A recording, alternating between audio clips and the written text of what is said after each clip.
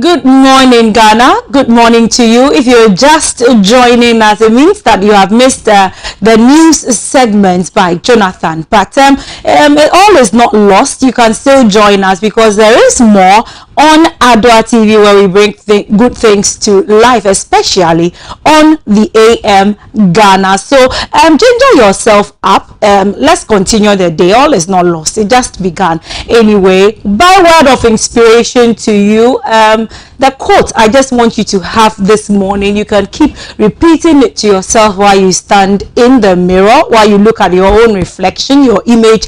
Tell yourself, stand firm, stand firm. Stand firm, be bold and courageous. Stand firm. Remember the saying that goes that he who does not stand for anything will fall for anything. If you do not stand for something, I should say, you will fall for anything. So stand firm, be resolute in what you have endeavored to do. Remember that failure is not defeat. Failure is not defeat is when you decide to throw in the towel. Failure is just one other step in the right direction. And as some of the inventors of old will tell you, I found when I fail in 1,000 ways, it means that I found 1,000 ways that it will not work. Make sure you stand firm no matter how low you have fallen. Still stand firm no matter with the environment around you, the situation around you, the condition you find yourself in.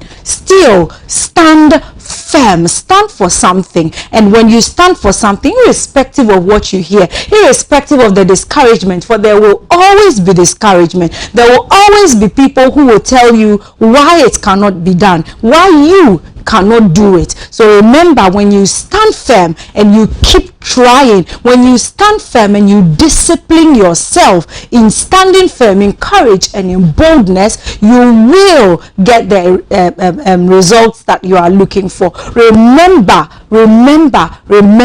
that he who does not stand for something will fall for anything. By this, we'll go on a quick commercial break and we will be right back. I'm going to bring you the newspaper headlines. I won't be doing it alone, so if you want to know, just stay tuned. We'll be right back.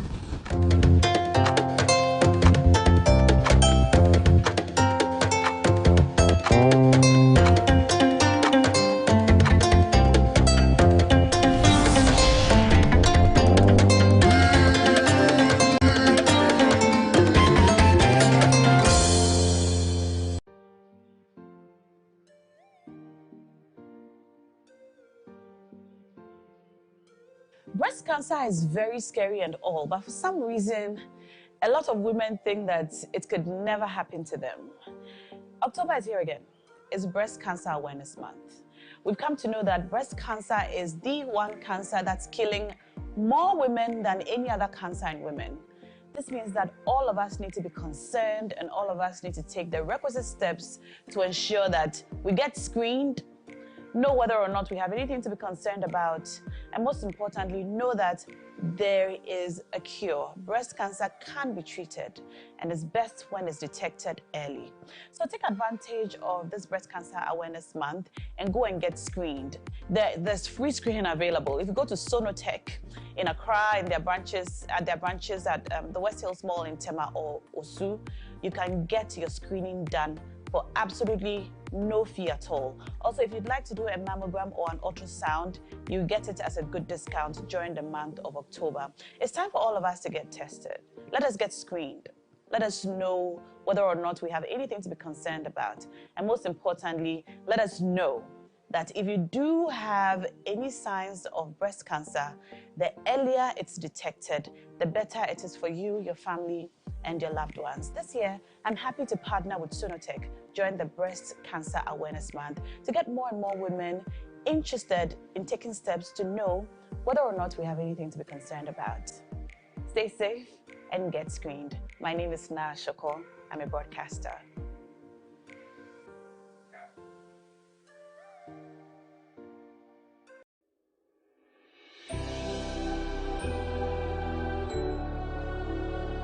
Welcome aboard the safest airline in Africa.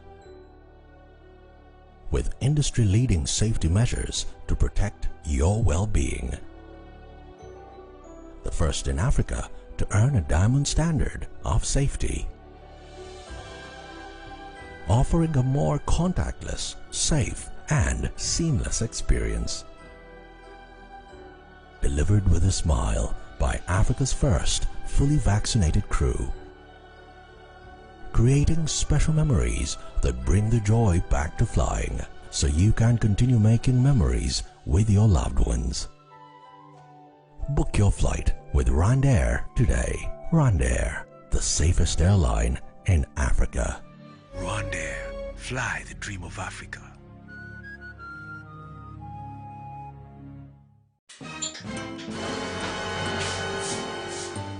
Water, but when I get your map, and that's all I bet the order. You are fire. Malaria and tea. Papa, you are yet more bono. But you are defeated. Malaria, therefore, yao. Enti awo, ashrin the customers. One say, Mammy, I smart. Upper CB Malakio, a man buyer or the eco school. Share, say a Janisi berry market, any malaria and tea. I want me. And now Emma will be around to walk. So we have malaria test. Maybe one. And try better one. And the CB Malakio. You didn't know. And now I can't come as soon as I CB Malakio. And no one so there. And I don't grow. And yet that shit. A drawing your ma appeal for. About a woman for. Any quada won't in fear do you. Susiana. What would you win here? FD Ashosha sa a jedi and car to you aja to Musa and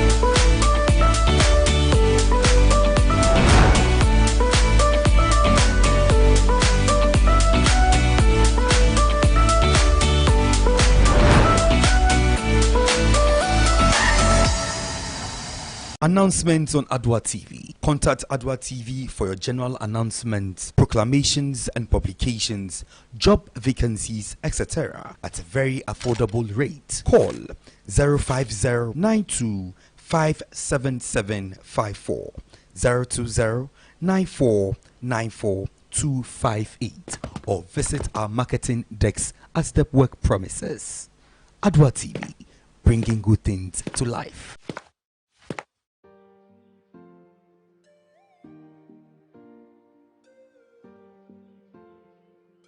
Hello everyone, my name is Adoatv, a proud ambassador for Sonotech's Breast Cancer Awareness Month.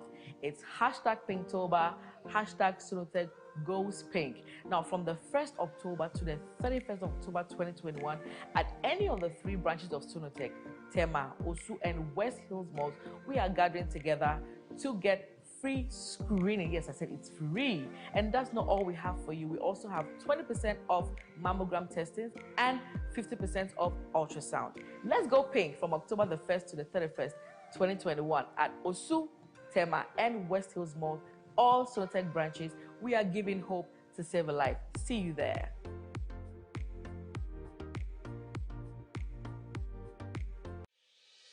Yeni Masatek, so your kunini roofing industry nim enti Saudi roofina na wadwen Asatek.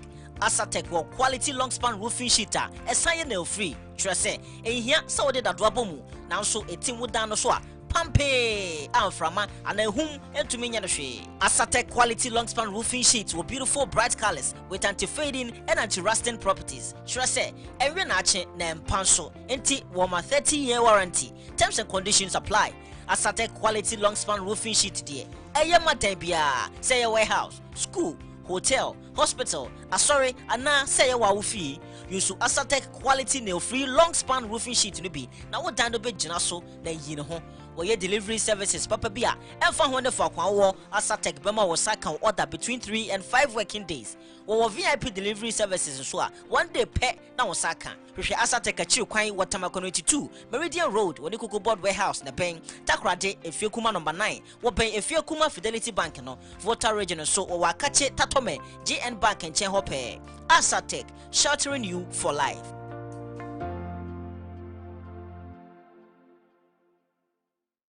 CB will make up now. Amaka correct. Why your best mankasa? That's it. Who anyone?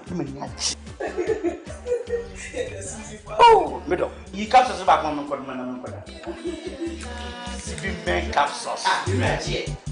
You see, CB men capsules and America. Yeah, you see men and women's capsules now. You knew me that and 1 year packaging I had a pepper. Wow! What a packaging! CB men, any CB women capsules, no packaging is out. And you also no mood any biansan wako dog and peggy. Share a painful, any about town man for any quadruple and come home. Susanna, Ghana man, man, Tamasi. Dodo Afre 0247 111671 and 0246 578 750. FDA Aji Edredin Kato.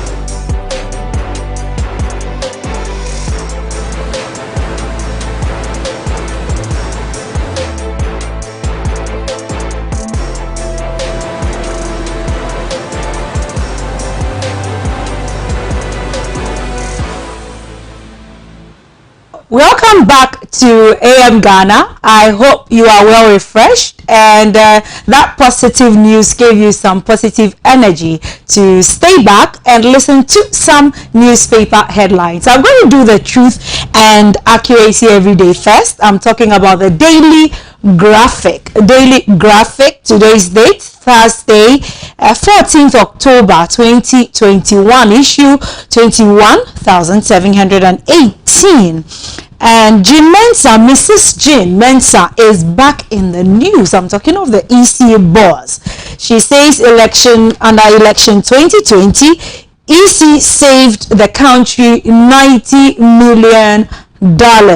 EC saved the country $90 million. What is she talking about? She's saying they reduced voting time to between 3 to 5 minutes. They reduced voting time between 3 to 5 minutes. The Electoral Commission saved the country $90 million in the conduct of the 2020 election. The chairperson of the commission, Mrs. Jean Mensah, has disclosed that, she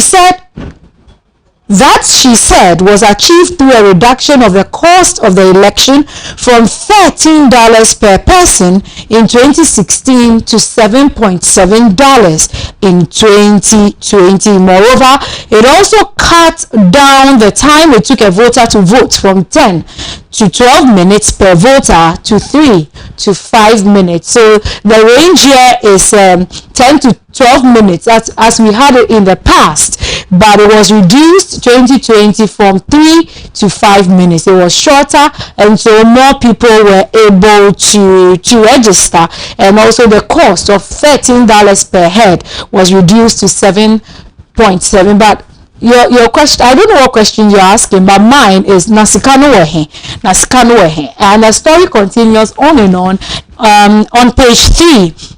Other stories, we have a picture of our President Nana Addo Dankwa Akufo-Addo flag issues that derail democracy. Flag issues that derail democracy. President urges ECOWAS institutions, and that story is on page 24.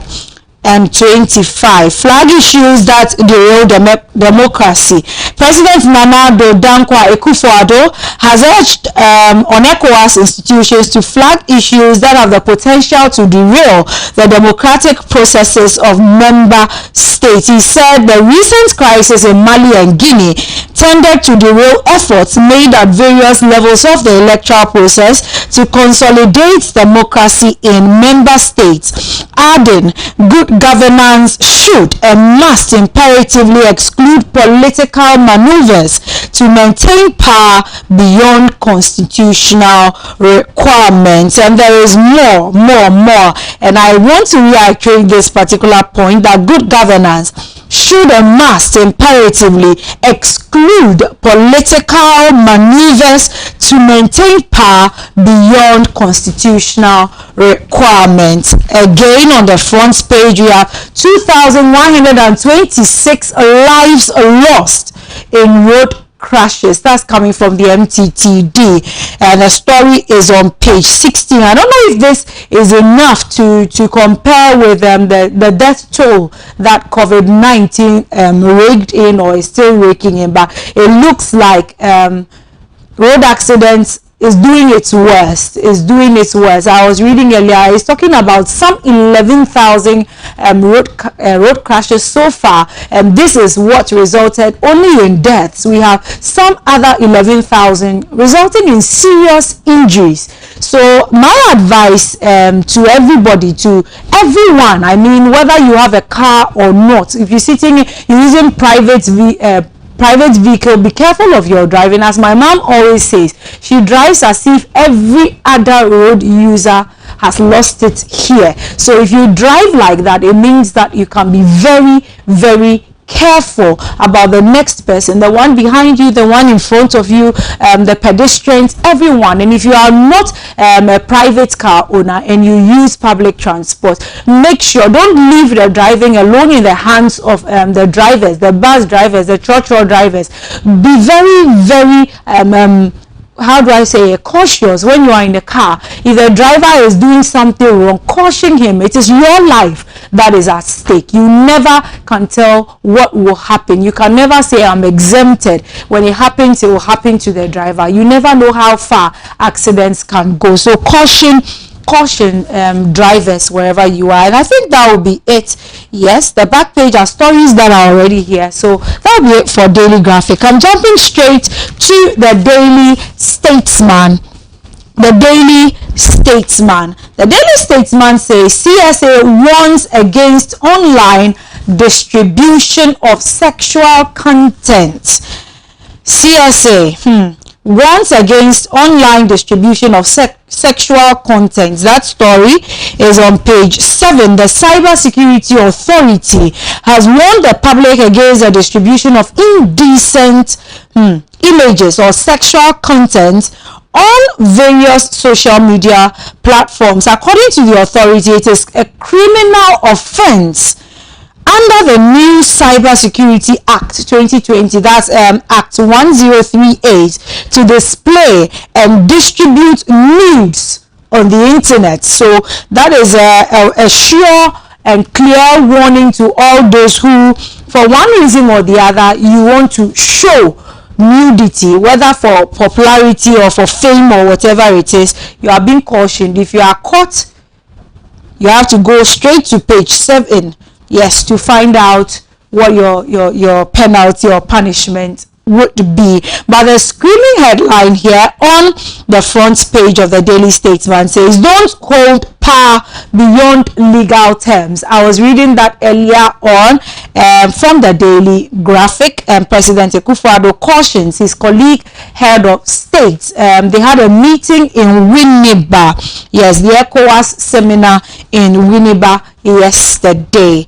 Minister bemoans seizure of driver's licenses by police, and we've been asking if that is the right way to go, because you catch a driver that is flaunting any law and you seize their driver's license. Is that the way to go? Well, For more on that story, all concerned, page 3 is where you will find that particular story. And on page 8, Philip Addison chairs GIIF board. Philip Addison chairs GIIF board.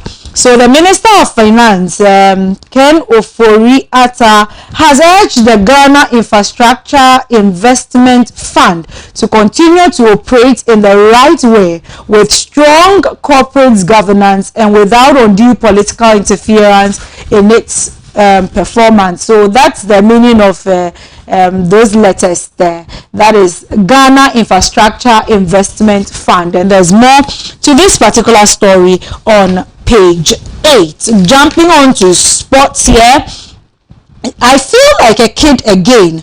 That's from Ada Hegerbeck after coming back from her injury. I was looking for some Ghanaian news there, but there's nothing from Ghanaian sports. So the last I'll do is Ronaldo grabs hat trick as Portugal thumb Luxembourg. Okay, so jumping straight again to the daily guide. The big story here says NDC incest guru in hot waters. He gets a bail of 30,000 Ghana cedis. 30,000 Ghana cedis bail for Emmanuel Kwesi Dawood, and I've highlighted on this story in the earlier days of this week, but this is an update for you. The other story here says majority leader berates speaker over anti-gay bill. So the story of the LGBTQ plus updates there on page 6. It still continues. Also another story is painful to lose elections. Nana confesses it's painful to lose elections. Nana confesses. If you want to hear more on that, it's on page 6. And the last story that makes the front page: new judge for Collins Dauda and others in 200 million Ghana cedi trial. So there's a new judge, there's a picture of Alhaji Collins Dauda, and that story is on page 3. Okay, so talking about sports in relation to Ghana, we have Asensu Boache charges Kotoko in Dubai. So Kotoko are still in Dubai, and we have Asensu Boache there giving them some advice. So you want more of that, is on the back page, the sports segment of the daily guide. I'm jumping again straight up to the new crusading guide. What is a new crusading guide saying? It says CSA holds workshop for cyber security service providers and professional. That is still the caution on the laws and acts on people who try to expose, go nude or semi-nude or whatever word you give to it, and other indecent images on social media. They are coming for you, and I'm particularly happy about this particular news. And the story continues on page 10. Stop blaming Chairman Divine. Stop blaming Chairman Divine. We caused our own defeat.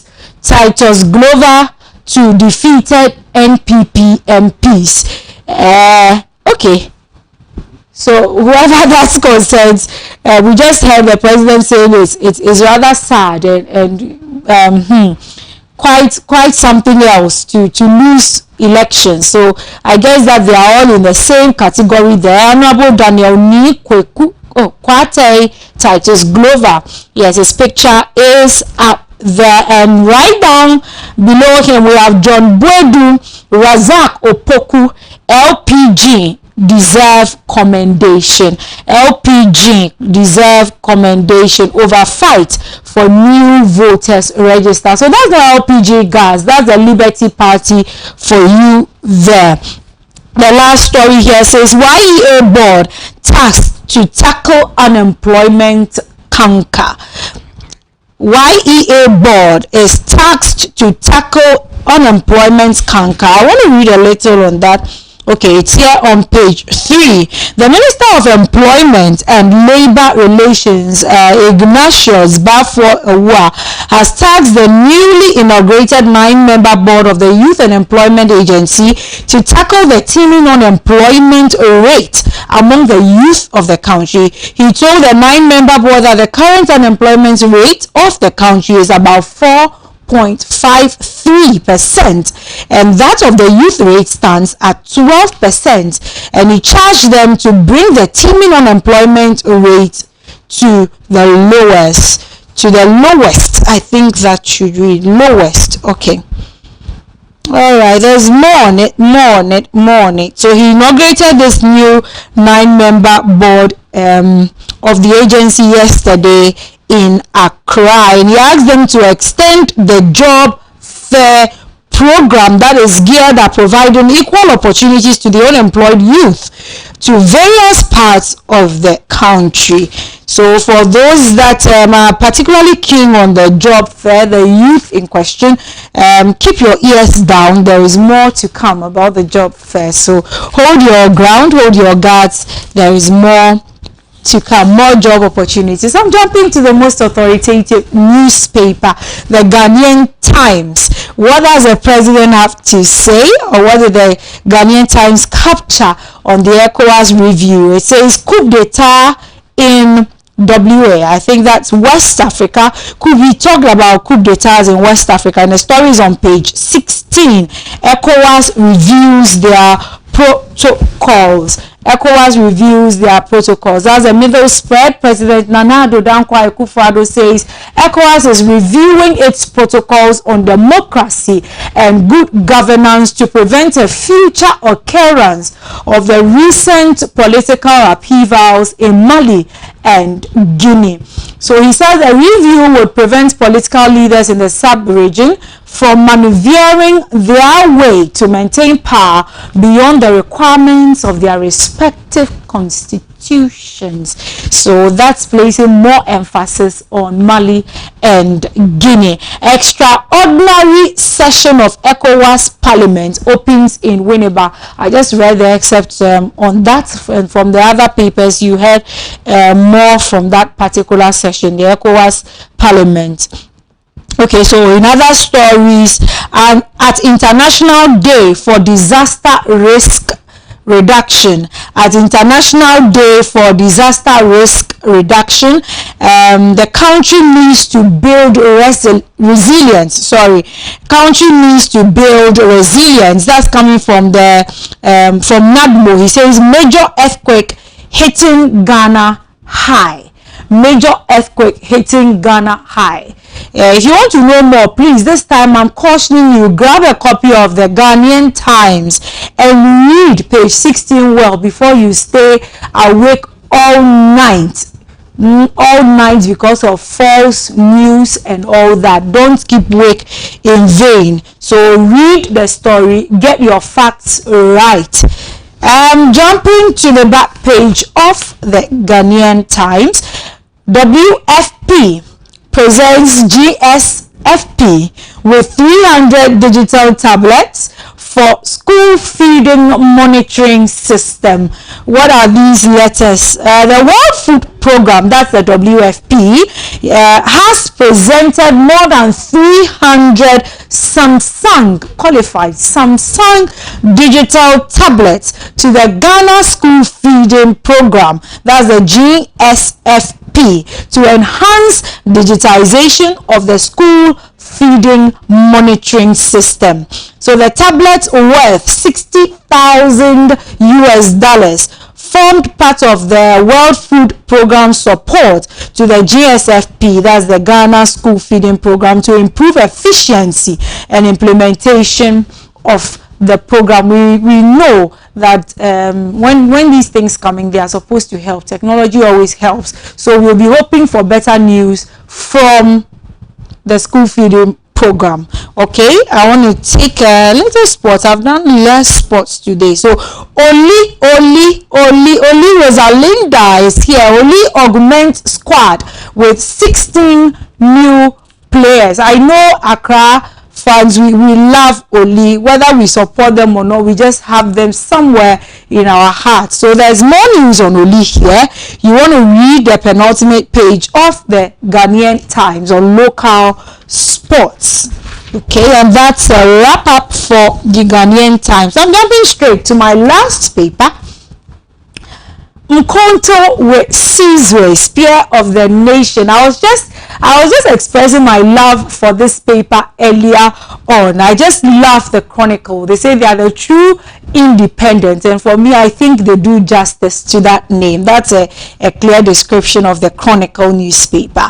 The screaming headline here, a picture of JT Bank and some few currencies there. I see the dollar there, I see the euro, pounds, and more. Yes, what is the story all about? It says 550,000 US dollars allegedly stolen from GT Bank. I told you, Chronicle does it. Did we hear any of this from the other? No. So police drag staff and customer to court. Police drag the staff and customer. You want me to read? No, I'm not reading.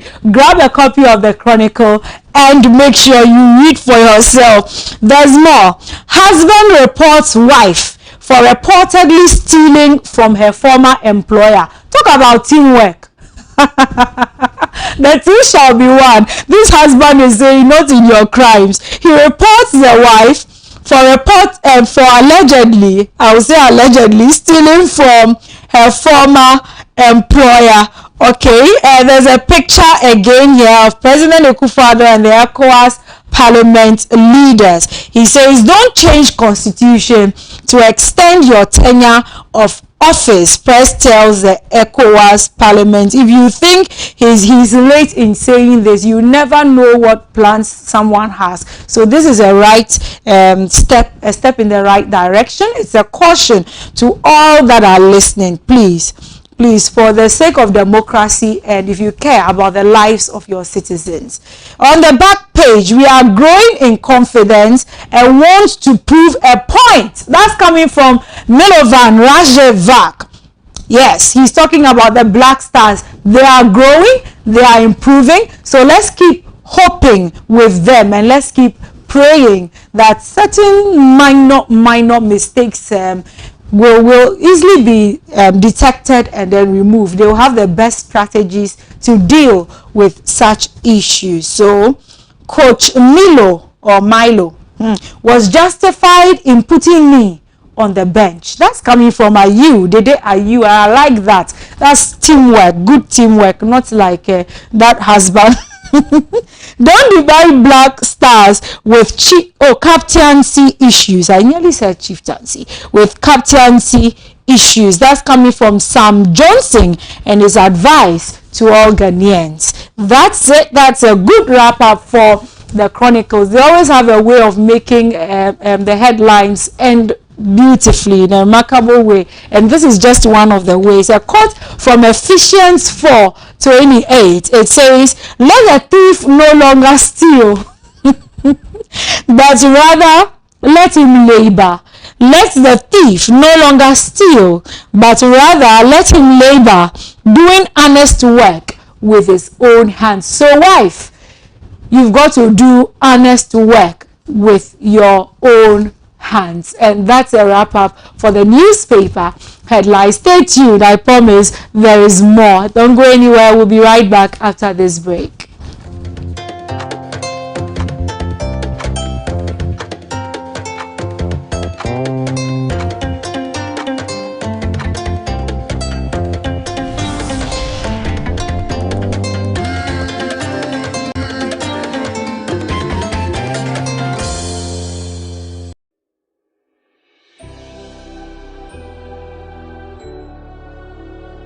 Welcome aboard the safest airline in Africa. With industry-leading safety measures to protect your well-being. The first in Africa to earn a diamond standard of safety. Offering a more contactless, safe, and seamless experience. Delivered with a smile by Africa's first fully vaccinated crew. Creating special memories that bring the joy back to flying, so you can continue making memories with your loved ones. Book your flight with RwandAir today. RwandAir, the safest airline in Africa. RwandAir, fly the dream of Africa. John, what's in you? Wow, Eddie, what juma? I check a roofing now. Oh, you found one casa from Asatec. Oh, na same roofing is a baby bray nice keke. Why the catch you? Asatec roofing sheet there, and you nice keke with the bodan swa a chey and renache. They want to call us a hood of a fair be bray. No no free roofing sheet no dear. Who near that will be out? Now so the bodan swa a year supampe. What means which room send your open roofing sheet no? You try the summer pepe.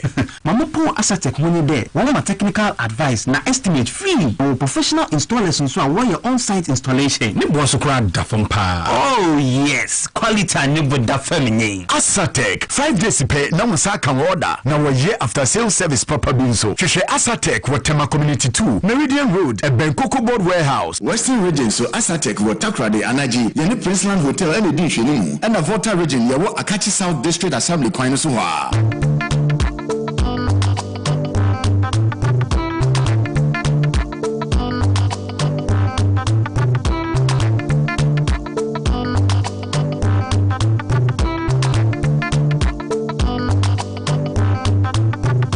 Announcements on Adoatv. Contact Adoatv for your general announcements, proclamations and publications, job vacancies, etc. at a very affordable rate. Call 050-92-57754, 020-9494-258, or visit our marketing desk at the work premises. Adoatv, bringing good things to life.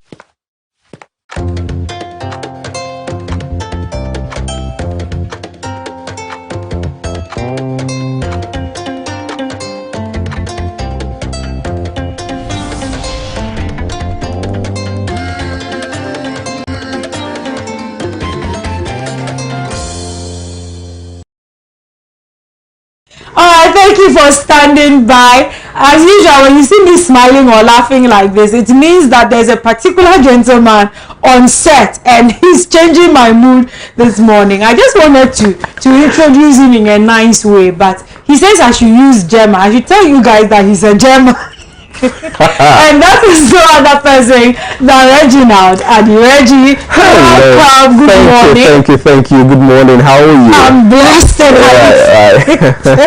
I hope you're doing well. Well, I'm happy and I'm elated that I'm putting you in this mood. I don't know what but maybe I should change my profession, or maybe I feel like a comedian in a journalistic form. You know, now everything is trans, so I am trans professional. This morning, a very big morning to you as well, and thank you for holding it down, taking us through the newspaper headlines, and your motivational message for this morning was really touching, and I think I jotted it down. Failure is not defeat. Indeed, you don't fail. You know, you're not defeated when you fail. Failure is only a means that tells that you are actually up on something, and especially when you're starting something new, you would definitely experience some form of failure at a point. But you see, it is not defeat until you decide to live on that failure, until you decide to, you have to accept that this is failure in order to acknowledge that there is something wrong around. But once you lay in that mood, once you stay there, once you stay stuck there, they say that the downfall of a man is not the end of his life. So if you fall down and you decide that you are going to sleep there, that is your end. That is the year for you. And so for me, I think that is a very good word for a morning. Yes, most of the times, or almost every day, we wake up, we go out there on our daily activities, we experience challenges, we experience some form of downfall, some form of problems, and we think that that is the end. And there even comes to a point in your life where everything seems to be going wrong. Yes. Nothing you try seems to fall in place. It is just a change. And just some days ago, I read on my boss's status that just as there are good times, so will there be bad times. And so if there are bad times, you shouldn't worry about that. You shouldn't remain stuck there. Just move on ahead and know that facing that as a face would also face out. Right. And you are going to migrate onto that greater, face. Where things trans there, he's now rapping, I'm not it's not that I'm rapping there. Out facing in gone. All right, so faces that we face would always alternate, and so fail as much as you want, but don't dwell in that failure. And the end of it was that if you do not stand for something, you will fall for anything. You just be like that leaf that is not helping support the tree in any way. That is not helping the tree, or that is not helping in photosynthesis. That is not helping the tree gain its food element. Just hanging in there. When the wind tosses you this way, you go. When the wind tosses you this way, you go. What are you standing for?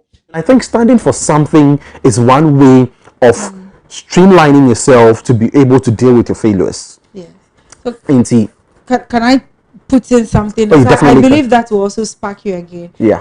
I often ask myself, if you are just experiencing good things, would this life be interesting at all? No. So I always say that sometimes the setbacks are a spice of life. Oh, wow. They make life interesting. Or how was I able to overcome this? So I have this quality in me all along. So I could do this all along. And it adds a spice to life. Well, so spice is all we add to your morning on AM Ghana.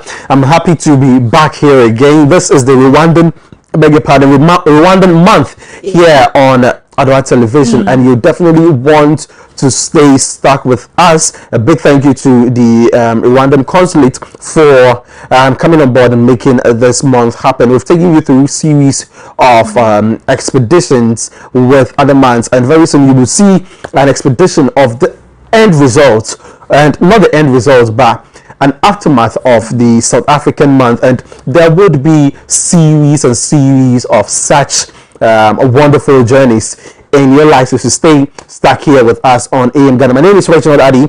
Good morning to you once again. Now, the minority in Parliament have raised concerns about the review of the 1992 Constitution. Now, remember that somewhere in January 2011, the government led by John Evans Atamils, may he so rest in peace, led a constitutional review process. Fast forward 2020-2021, His Excellency Nana Danko Akufo-Addo speaks about the process, expressing his displeasure about the process that led into the setting up of the Constitutional Review Committee, the CRC. Well, seems to be resurfacing again, and we would be looking at that in the newspaper review segment. And just a couple of days ago, Ejapa royalties resurfaces again. Now, minority have expressed its view, and that we're going to look at as well. The EC says that it has saved the country some $90 million.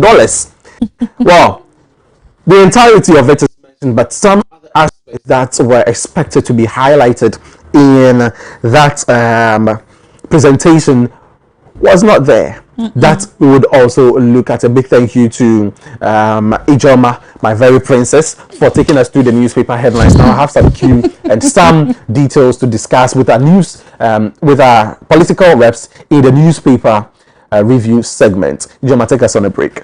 Okay, so as he said, going on a quick break. We'll be back to feed you with more information. Yes, for you to know their opinions, the various sides they stand on. Then you can make a standpoint. You can make a stand and decide for yourself. So without much ado, we will go and we'll be back very shortly. Don't go anywhere. Stay tuned to Adoatv, where we bring good things to life. We'll be right back.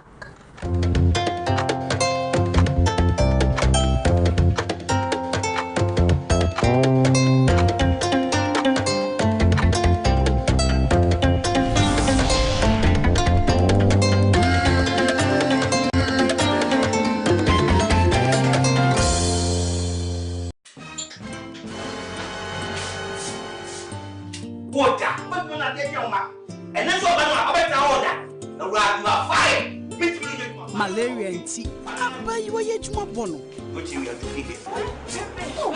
Malaria therefore ya o. Enti awo ahire ne customers ni.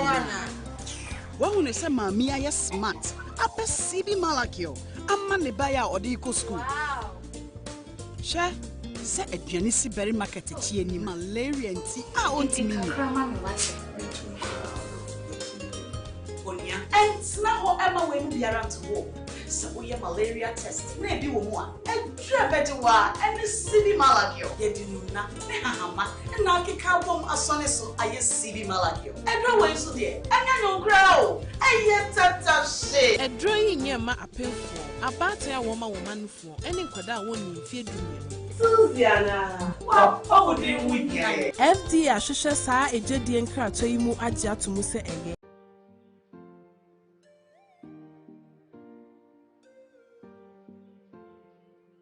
Hello everyone, my name is Adoatv, a proud ambassador for Sonotex Breast Cancer Awareness Month. It's hashtag Pinktober, hashtag Sonotech Goes Pink. Now from the 1st October to the 31st October 2021, at any of the 3 branches of Sonotech, Tema, Osu and West Hills Malls, we are gathering together to get free screening. Yes, I said it's free. And that's not all we have for you. We also have 20% off mammogram testing and 50% off ultrasound. Let's go pink from October the 1st to the 31st, 2021 at Osu, Tema, and West Hills Mall, all Sonotech branches. We are giving hope to save a life. See you there.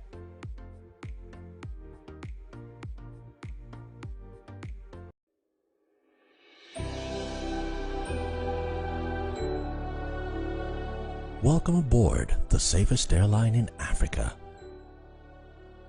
With industry-leading safety measures to protect your well-being. The first in Africa to earn a diamond standard of safety. Offering a more contactless, safe, and seamless experience. Delivered with a smile by Africa's first fully vaccinated crew. Creating special memories that bring the joy back to flying, so you can continue making memories with your loved ones. Book your flight with Rwandair today. Rwandair, the safest airline in Africa. Rwandair, fly the dream of Africa.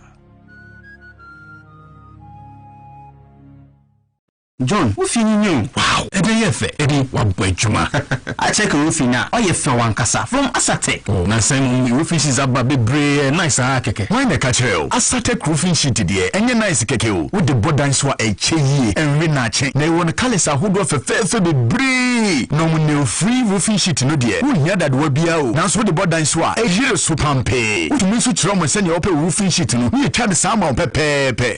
Mamopo Asatek ho ni de. Wo ma technical advice na estimate free or professional installers nso a your on-site installation. Ne bo so kra da fam pa. Oh yes, quality ne bo da fam nyi. Asatek 5 days pay na mo sa kan order na wo ye after sales service proper bin so. Hwehwe Asatek wo Tema Community 2, Meridian Road, Ebenkoko Board Warehouse, Western Region. So Asatek wo Takrade Anaji, ye ne Princeland Hotel ene di hwene mu. And Volta Region ye wo Akachi South District Assembly kwan so ha.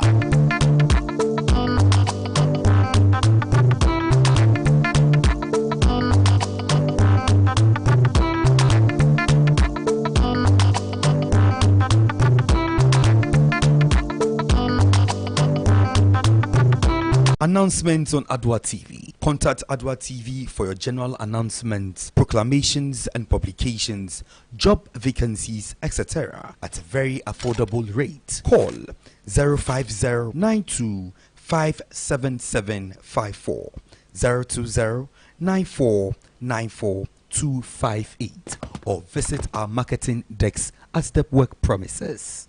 Adoatv, bringing good things to life.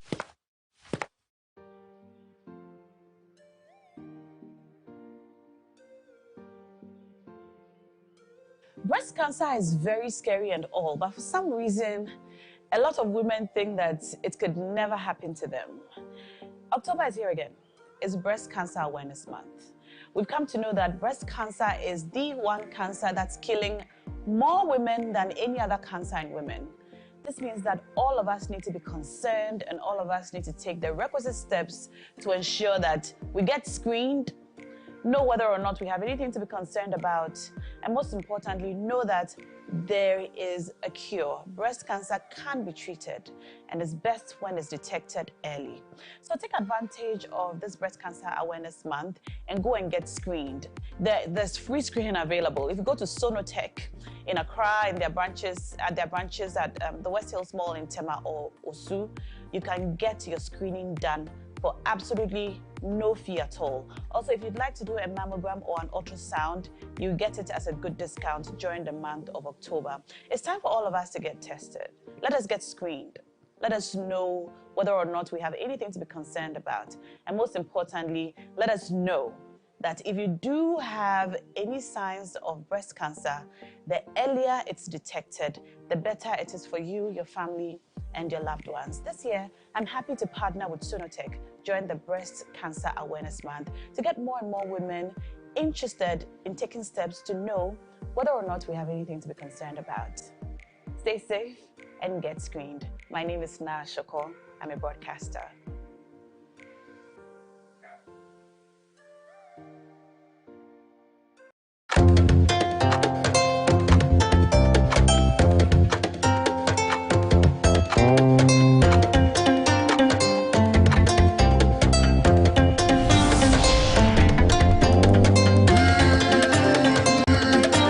Oh, thanks for staying with us. You're still watching AM Ghana here on Adoatv Television. My name is Reginald Addy, and it's the newspaper review segment right about now. I'm joined in the studios by the representative for the leading political party in the country, the New Patriotic Party, NPP, Alexander Tete. Good morning, Alex. How are you doing? Reggie, it's been a while. Yeah, definitely. It's been a while, you know. I went around the world, you know, touring and making exploits as well. And I must say it's been interesting. How has it been for you and your party and your conferences that you're holding so far? Yeah, I must say a very good morning to our cherished viewers in the first place, and then the good people of Adan this morning. I think generally it's been good, and then I can see that really you are enjoying going around the world. It's not an easy thing. I can see it reflecting on you, the way you are looking. I was in just one part of the world, just one corner of the world. It shows really that indeed we are in good times, and we are enjoying the times in which we are. I think largely at the beginning of the month we started our delegates conferences, I mean especially the regional delegates conference. So far I think 30 regions have done this already. Today is the 10th of Greater Accra, and we are converging today at the Nat Hall in Accra. 10 a.m. this morning, and then we'll be deliberating on issues concerning the regions and then what amendment that we need to do to the constitution and what have you. So I'm inviting all party faithfuls, all delegates across the length and breadth of Greater Accra this morning to come to the Nat Hall as we deliberate on issues concerning the party in the region.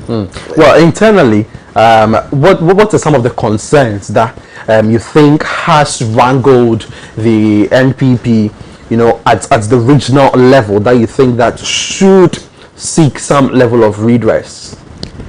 Well, largely there are many issues that per the constitution of the NPP, people are advocating that there must be some radical changes to the constitution in order to make the party become very vibrant. And I think one of the things is that the election of some of the party executive positions, especially the communication officer, people are advocating that that portfolio should be an elective position.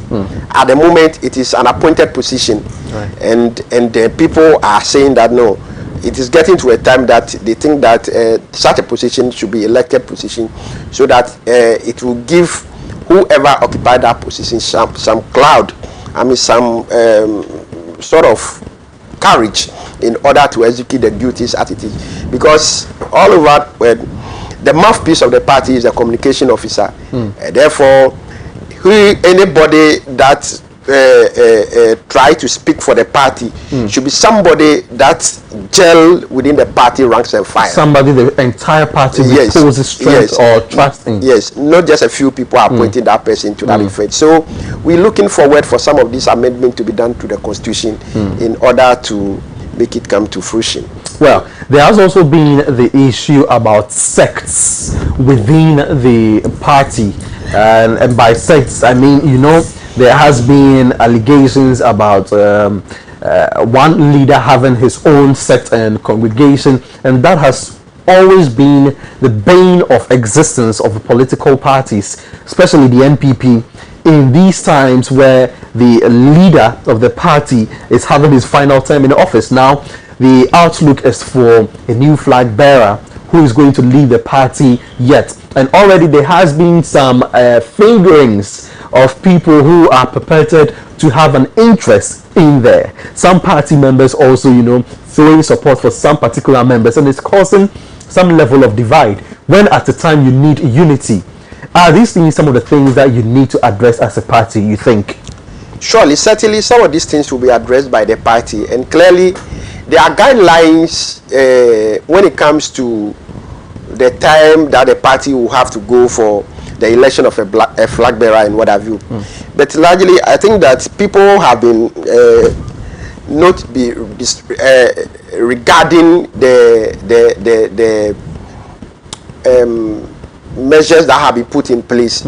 So it is clear that the guidelines that have been put in place at the moment, no flag bearer aspirant should be going around and trying to woo people, try to campaign for.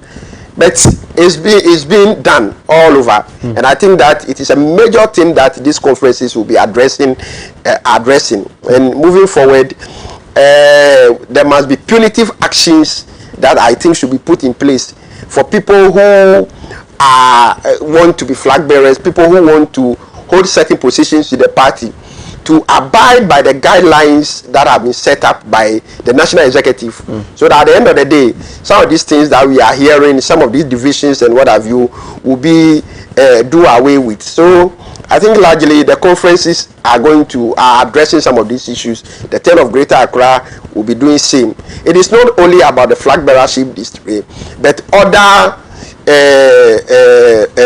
positions in the party, right? The regional executives will also be going for election.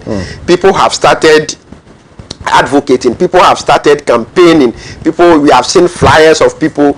Under normal circumstances, the regulations as pertain now is that no aspirant should be campaigning, but it's going on.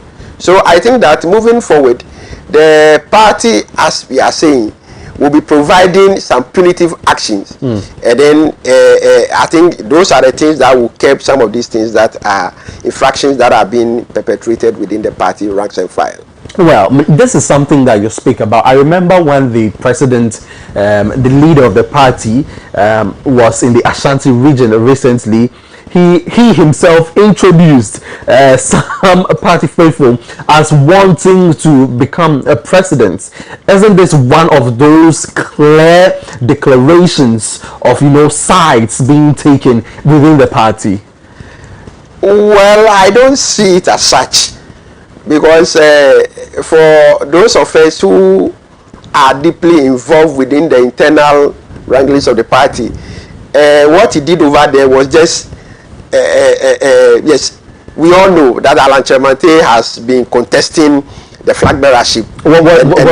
What do you think? What came into your mind that, you know, this is somebody who forfeited his running so that Nana could have his way, and then at a point, I don't, was it an encouragement, was it mockery, was it ridiculing of you know, that thought, that position, as though to say he thinks he can defeat me, he can't? I don't think so at all. I don't think that is the mindset of the president but it's a general knowledge that Alan Chemate has been contesting, and he has the intention to become president of this state one day. And for his presence over there at the meeting that the president made allusions to him, it's a public knowledge. Everybody is aware that he has been aspiring to be the president. So if in the course of delivering by the president, he made mention of the fact that Alan Chemate is around there, then he introduced him to the good people of the Asante region. Upon all titles, he's the Minister for Trade and Industry. Upon all titles, was that the best that you think he could have been identified by? Well, I don't think there's anything wrong with that. I want to remind somebody of a pain. No, I'm not sure. I'm not sure Alan himself has any negative feelings about the introduction by the president that this is their son who wanted to be the president, and inshallah. I mean, it's not anything that I think that Alan himself is ashamed, has a negative thought about. But I think that all said and done, the president has a good intention never to support anybody, but anybody that comes available, anybody that comes around, and he thinks that no, at the appropriate time he will want to introduce that person to the good people of the party, he does so. And basically, I don't think there's anything wrong with that at all. Well, I mean, looking at you know the turn that the leader of the party has taken, are you not worried that at a point he may introduce his vice, you know, as a potential leader? Wouldn't that be some form of endorsement as well? Well, I don't think the pedigree, Nana's pedigree as a politician, will be doing that, because he's aware of the repercussions that comes after such open declarations are made to people. And for that matter, I'm not sure that he will be introducing that person as the person that will be succeeding him. But you know, just as we are saying, he has introduced Alan Chemate. So if the opportunity also comes in another forum, he could also be introducing anybody who also shows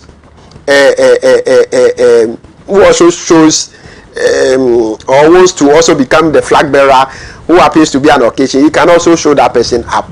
So I'm not sure that Nana's pedigree in politics will allow him to be supporting one candidate against another. That one, I don't think so at all. Well, we wish your party the very best. We hope that all of those internal wranglings are ironed out.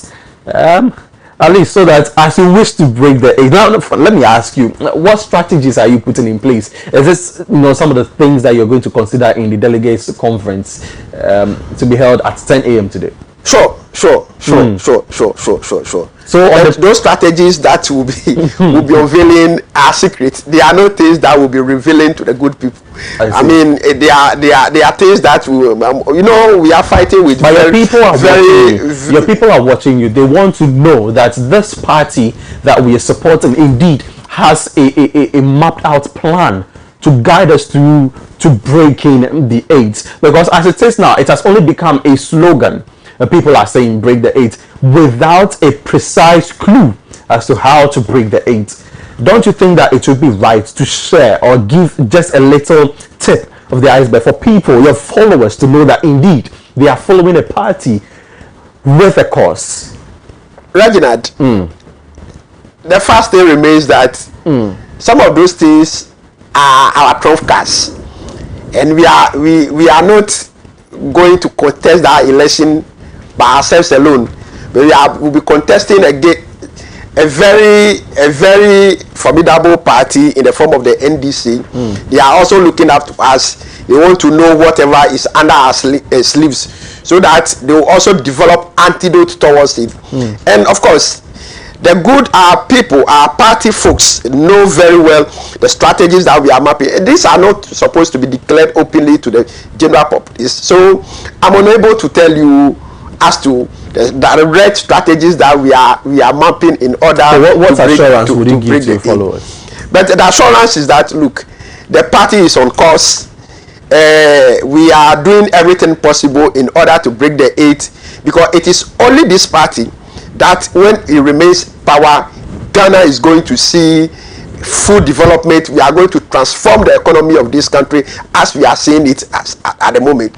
So any attempt to break that 8 will make Ghana to become prosperous in the near future.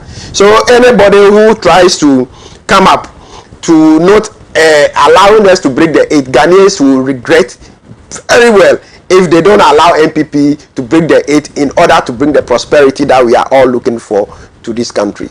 Well, like I said, we wish the NPP the very best. Now, but speaking about conferences, I mean, you mentioned about a review of the party's constitution, but on the national front, the minority in Parliament has, initiated a move for the review of the 1992 Constitution. Now, the 1992 Constitution in itself, 29 years old, has been initiated from 28th April 1992. Has come under a lot of attack. Should I say attack, for the lack of a better word? I mean, we saw the recent Fix the Country demonstration. Most of the typical concerns in there was that the 1992 Constitution is archaic and does not reflect modern times. Somewhere in 2011, again, the Mills-led government also established a constitutional review committee that struck a 2-year process into seeing to the review of the constitution. Even before that, there has been another move for the review of the constitution in its early days. Do you think, I mean, in your person, that we have gotten to a point where the 29-year-old constitution needs to be relooked at?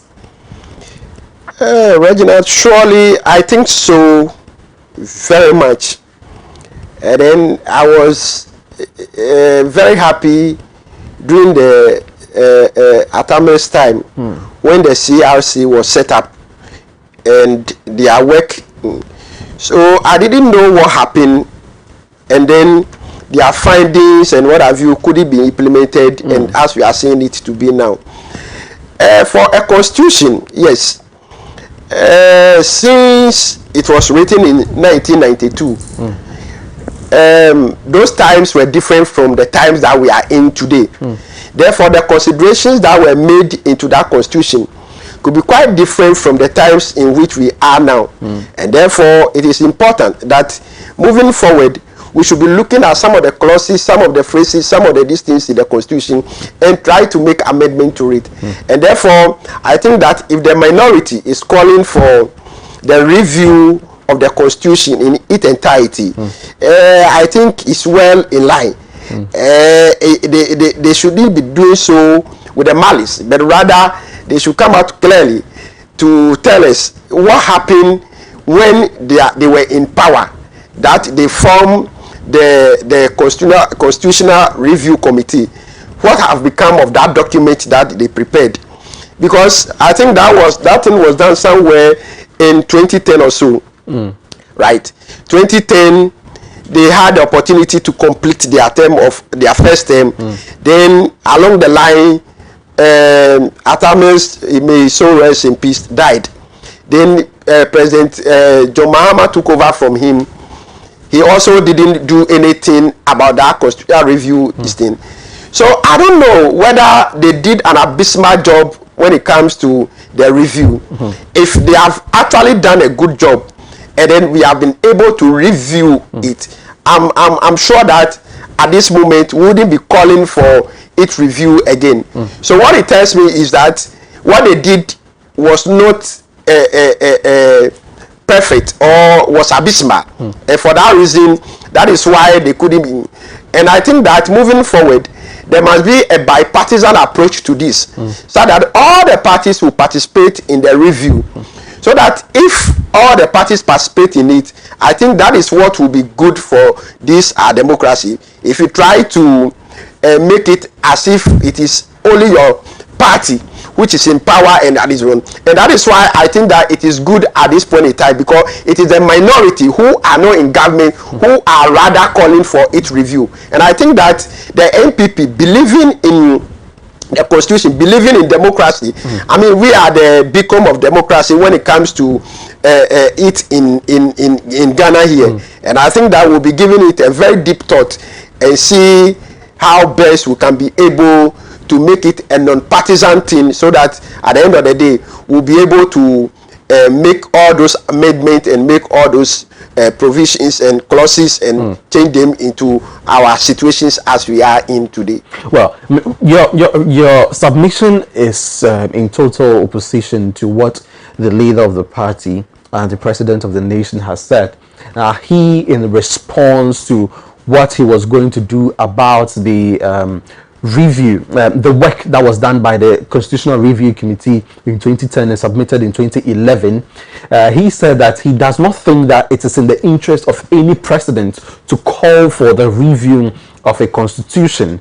He says that that would seem, inappropriate, because this is supposed to be a national call, and thus implemented or pushed by the legislature or legislative arm of government. Now, he says that the same constitution has been resilient over the years, and we've enjoyed the benefits and the stability of the constitution. Left with him, we should wait till the constitution is at least 30 years before we even think of a review. You are saying that you think it is due time we called for a review.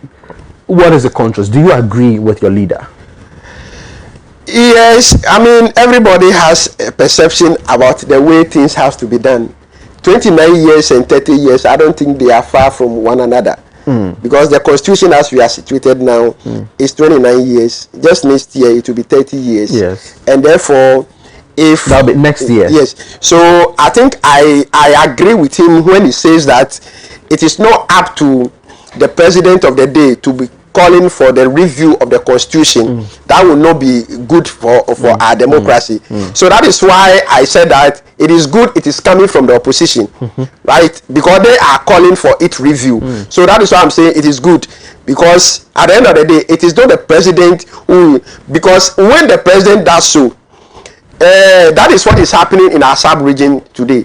You see there are amendments to certain constitution within the sub-region where people, because of their share numbers in parliament and what have you, change the constitution in order to extend the terms of their offices. So the president was very wise by saying that it is not in the good or prudent for the president of the day to be calling for. So I think it was not best when President Atames was doing so, and that is why I think that they could not even implement their own constitutional review, this thing that they did. So it is good that it is now coming from the opposition, and I think that the president, as I know him to be, definitely will give a deep thought into it, and definitely we are going to make headway out of this. Well, now if you listen to Honorable Aruna Idris, the minority leader, he indicated that one of those aspects that he hopes or they would seek to address in the review of the 1992 constitution is the fact that they would want to separate the executive from the legislature. However, the same constitution provides for the separation of powers. Unlike the 1968 constitution, which later on saw a review in less than 10 years, the concern as at that time in 1968 was that the concept of separation of powers in the traditional authority was outdated. And so that was the rebirth of the next and following constitution. And it also said that was rather of the 1957 constitution, we gave birth to the 1968 constitution and the Second Republic. And also, which also gave birth to the decentralization of government concepts. Let's stay on the matter of separation of powers. Has the 1992 Constitution failed to uphold its concept of separation of powers in national government? Well, to a large extent, I think so. It has failed to hold it.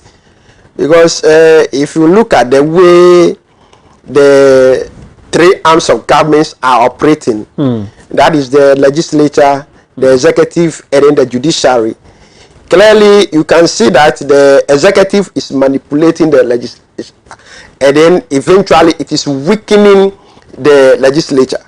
So, if there is a call that we need to separate powers completely from one another, I think it will, because the 1992 Constitution provides that a majority of ministers should come from parliament. Yes, that's right. one of those aspects they're seeking to address as well. Majority of ministers should come from parliament. If that happens, what it means is that many a times you see people who try to go and fight as MPs, but inheriting them, it is they want to become minister. That is why they go. That is not by their doing. That is by appointment, and you can never know where you'll be appointed to. Yes, yes. But knowing very well that majority of ministers will be coming from parliament, it means it presupposes that if you are there, your chances of becoming a minister is higher than when you are not in parliament. Is that okay? So people go in over there in order to, and that is why sometimes you go to parliament and they cannot even form a quorum in order to make decisions, and it is a way of what, weakening the legislature and making the executives very strong. So it doesn't separate powers completely from one another, because it looks as if the legislature's hand is in the executive. Therefore, you cannot be able to bite strongly. So if there is a call that that such separation of powers should come, I think it's well in order, and we should pursue it, because once we are able to get complete separation of powers from one another, I think that our democracy will strive very well. For what we are seeing now, the legislature is not as strong as we want it to be. Because of some of this appointment that comes in over there, so that you see somebody in parliament, one leg is in parliament, another leg is in the ministry, and therefore you cannot divide yourself and do a holistic work very well, so that you can be commended. So it is well if they are calling for that, I support it in total. So you believe that currently the concept of appointing members of parliament as ministers of the various ministries is flawed and must be carefully looked at? Excellently. I think it should be carefully looked at and separated in. If you want to be an MP, be an MP and perform your duty as an MP. If you want to be a minister, stay, work for the party. If you are qualified and your party comes into power, you'll be appointed as a minister and work as a minister. But a situation where you'll be working as an MP and at the same time working as a minister, I don't think it is helping this our democracy. In your own observation, what are some of the repercussions? Because in one vein, one good aspect to look at it is that, as a member of parliament who is appointed as a minister, you have the option to choose whether to receive salary as a member of parliament or as a minister, which means that you are not paid salary as a member of parliament and salary as a substantive minister. For me, I think that is a very, good way of managing expenses that the country engages in. Is that too detrimental to the economy as well? Not as such. It's not too detrimental to the economy, but the output of work is what matters most. the output of work. Are you saying that members of parliament who are appointed as ministers are not doing their work? Perhaps because some are performing wonderfully in their substantive ministries, as well as in their constituencies. We cannot put this thing on it and say that they are performing excellently at both positions. It cannot be so. Well, if it cannot be so, some of them have attained 2 terms as members of parliament and as substantive ministers as well. Yes, that is when luck shines on you and you catch the president's eye. So you call it luck, not that they are doing well. But yes, it may also be doing well at the ministry, but you may have certain deficiencies as far as your parliamentary duties are concerned. And that one, because of this not two separated powers that be, we are not able to assess the performance at parliament very well. You could just see that sometimes back when people were making, I mean, there were some journalists that were trying to come out with the output of work by certain MPs in parliament and what have you, and you realize that most of the MPs, as say, they don't even attend parliamentary proceedings and what have you, and therefore they were giving very low marks and what have you. So these are the things that I will be affecting. So at the end of the day, you see, even though you are not receiving salary as a minister and also receiving salary as an MP, you are taking one. But I think that largely the reason why an MP will prefer to become a minister is that there are certain fringe benefits that comes along as a minister of state and an MP, which when you are only an MP you will not be entitled to. And I think that is why some of them opt to become ministers as well as to become MP. Therefore, I think that clearly some of these separations should be done, not only with the executive and then the legislature, but then the judiciary as well. Yes, the appointment of Supreme Court judges and then the appointment of the CJ should also be looked at, should be separated from the executive. So that at the end of the day, there must be a mechanism where people who are qualified to be Supreme Court judges will go through the process to become, so that it doesn't become the whim and caprice of a president of the day to appoint anybody to the Supreme Court or to appoint anybody to become the CJ. So we should be separating that, because when somebody appoints you, there are limitations that you can work out to, because the person can equally disappoint you. So even though there are provisions that makes it very difficult for the person to disappoint you, of course it can be done. Yeah, there are provisions, but I mean, to make them very difficult. But there are channels as well. Yes, like proceeding on mandatory leave. Yes. Those things are there. So if at the end of the day such things are separated from one another, I think that we will have a very, very good thriving democracy. But I don't default the framers of the 1992 Constitution at all, because whatever they are put into the Constitution may be as a result of certain actions and inactions, certain things that were pertaining within those times. That is why they were able to make such provisions in the Constitution. But times are changed. Times have changed. You know, culture, they say, is dynamic. Things have changed. In those years, in 1992, there were no phones just as we are seeing them today. There were a lot of things were not in existence. But today, so we must be able to create the way in order to infuse our modern way of life, our modern way of doing things into the Constitution, so that it will be able to guide us all. We will talk about modern way of life and modern way of doing things, as some sects are claiming for rights and freedoms. But let's stay on a bit on that point you've raised about the issue of appointments. Now, the same 1992 Constitution makes the president the head of state, the head of government, and also the commander-in-chief of the Ghana Armed Forces. It also gives the president that mandate to appoint in several institutions, even to the last decentralized system in governments, talking about MMDCs amongst other things, which many I think some 3 years ago there was a proposal for the election of MMDCs. Now, you also spoke in the same manner, the appointment of ministers, the appointment of CJ, the appointment of the IGP, amongst other things, which when you go into the policing system, and some police personnel that I have personally spoken to have expressed displeasure about the appointment of the IGP and how it has affected national policing. The concept of appointment, must that be a central key focal point when it comes to the review of the 1992 Constitution? And do you think it has been the bane of our existence and our democracy? Certainly, yes. The concept of appointment has affected our democracy so much.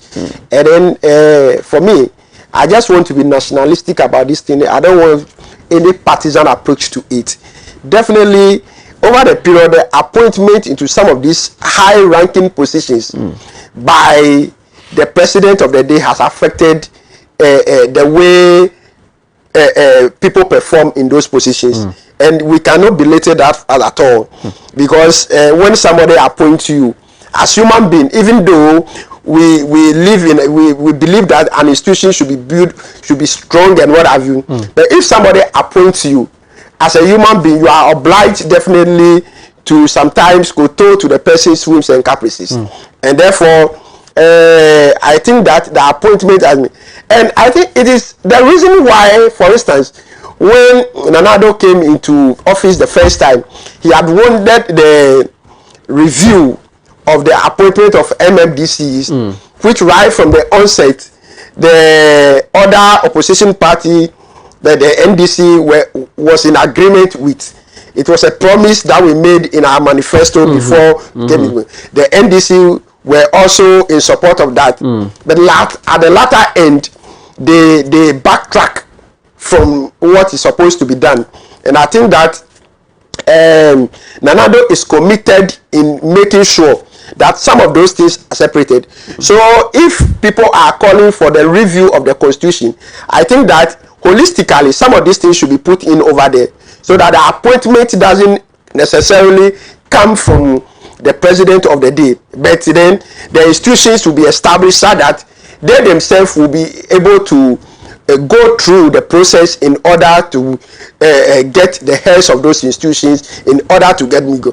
You know, look, when you go to our police service and then you go to our armed forces, there are certain ranks that when you are getting there, it's political.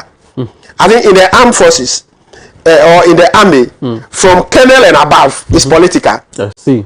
Yes. So if you don't belong to the ruling party, if you don't catch the leader of the, if you don't catch the eye of the president, commander in chief of the Ghana Armed Forces, you can put your phone on the table. We don't have money to repair your screen. I just will repair it. If you don't have, if you are not caught by his eye, definitely you will be there. Even though you were enlisted into the armed forces with some people at the same time. You realize that the person go above you, he become a brigadier general, you still remain at your colonel position, and he's moving on, and you are there because you doesn't believe in. And so I think that if you are seeking for a constitutional review, these are some of the things that we should be looking at, and then try to find ways and means by which I think in other jurisdictions, such things do not happen over there.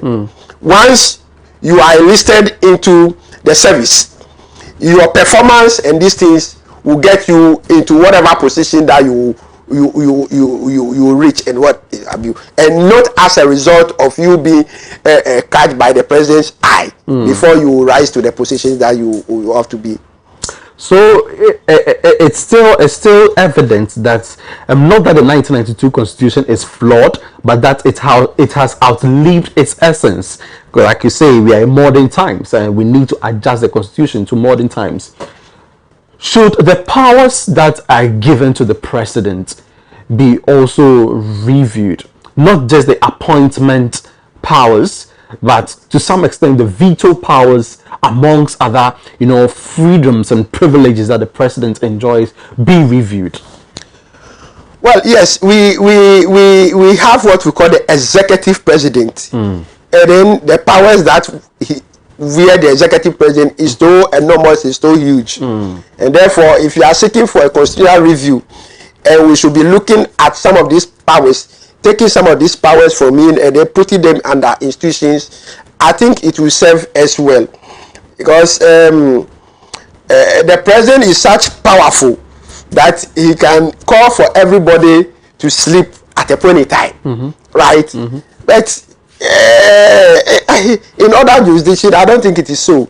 So if we are looking for a constitutional review, and we should be taking some of these things into consideration, I think it will serve us well, rather than depending solely on the executive. I mean, some of the powers I think should be taken away from, and the president, the current president, I think that he himself has identified some of those things, and it is on the basis of that he was calling for the election of MFDC, so that that power is taken away from him, because he thinks that he becomes so powerful. Look at the sort of appointment that he has to make as the president. You have to make appointment right from ministers to CEOs to MFDCs to board directors, board chairmen, what have you.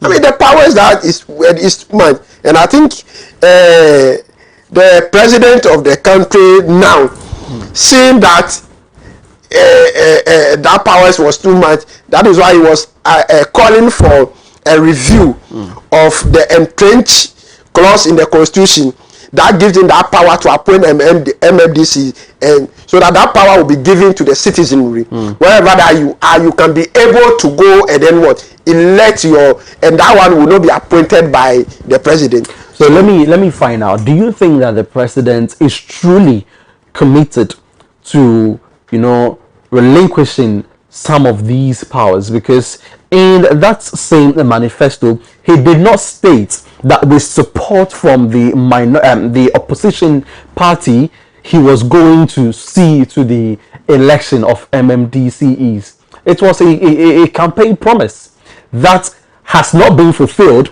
but rather Ghanaians have been given the excuse that, at a point, the same opposition that were behind this turned their backs. Do you need the minority or the opposition to be able to carry out a promise that you made? Like you said, you will not unveil the strategy to break the eights. You did not consult the opposition to come out with that promise in the manifesto. Do you think that the president is indeed committed, as per some of the excuses that we have seen, to relinquishing some of these powers? I think that the president was overcommitted in relinquishing some of these powers, because look, but we don't see any of it. And the excuse that we have seen is indeed nothing that you are wearing NPP colors. You know that you do not have to depend on the opposition to be able to carry out a manifesto promise. We need to depend on it in order to that particular, because you have to go for a referendum. And then in Ghana, as we are speaking today, there is no party that have got absolute majority, absolute numbers that you can say that you cannot depend on the other in order to execute this thing. So if you are going for a referendum, if you are going for the constitution requires that you should get 2/3 of the people agreeing in order for such a proposal to be carried out. And then you cannot say, because if you look at the numbers as we are, the NDC, the major parties and then in the party, the NDC, and we all are on equal numbers. Is that okay? Around 5 million as we are speaking now. So you need, as a matter of, you need an NDC in order to come in for you to be able to. So that at the end of the day, if you want to implement that, and you realize that no, your people here are not in agreement with what you are doing, and you push it, that referendum will fall flat. It will fail. You know that in a referenda, it is a people's voice. Yes. Right? Yes. And most often than not, the ruling party wins the voice of the majority. It's Don't not, you think? it is not always no. That's it is not always the issue of a referendum. Yeah, that is what. Don't you think that would have gone? That it would easily. Now, what happened during the creation of the new regions? Yes. The opposition, what did they do? They were in support of it. They kicked against it. They did it, indicating that you do not need new additional regions to develop a country. No. But the 10 they made statements that even the 10 we had we could not manage. Now you are increasing it to 16. No. They were in support of it to the extent that their leader, the former president, when he went to vote, he even showed his yes vote to the Northeast region where he voted, that he is voting for a new region to be carved. So it couldn't have been true that they were in support of it, and that is why that one went through. But this particular one, they were not in support of it. We all saw the likes of Kofi Ada and co, who were all supporting the creation of new regions in this country. These were major people of the NDC who were in support. But this particular one, initially they were in support of it. Then later they said no. The way the NPP want to implement it is not the way they were looking at it to be implemented for that matter. So if you force yourself to go into such a referendum, they will also be urging their people to vote no. Therefore, that referendum will not come to pass. And I think that it was just wise for the president to leave it at that level, not for it to be implemented. And it is not that he was not prepared for the election of MFDCs to be carried out, but it's because of the opposition by the NDC that is what has led into that. I don't think that the president was willing to, because he himself says that it is a headache when you are trying to give such appointment and what have you. So at the end of the day, if the power is given to the people to appoint, to elect their own MMDC, it will never be the headache of the president anymore in order to be able to do that. So I think that moving forward, those are the things that we should be looking at. Again, on the president's will to relinquish power. Now, his statement again about the implementation of the works done by the CRC in 2010, where he says that he does not believe, well, that I agree with, and you also agree with, that it is not in the interest of the president, and that for it to come from that side, he thinks that it is a flawed process. However, that mentioning of the constitution not being at least 30 years old, when indeed the constitution is in its 29th year, you say evidently that 29 and 30 years, it's 30 years is just around the corner. Do you think that the president is indeed willing? Because obviously a review of the constitution is going to take some time.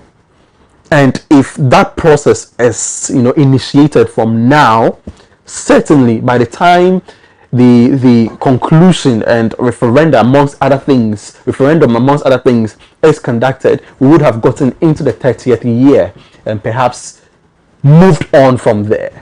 Do you think that was a justifiable excuse, an excuse enough to indicate that the president is willing to relinquish some of those powers, especially now that he's enjoying a final term?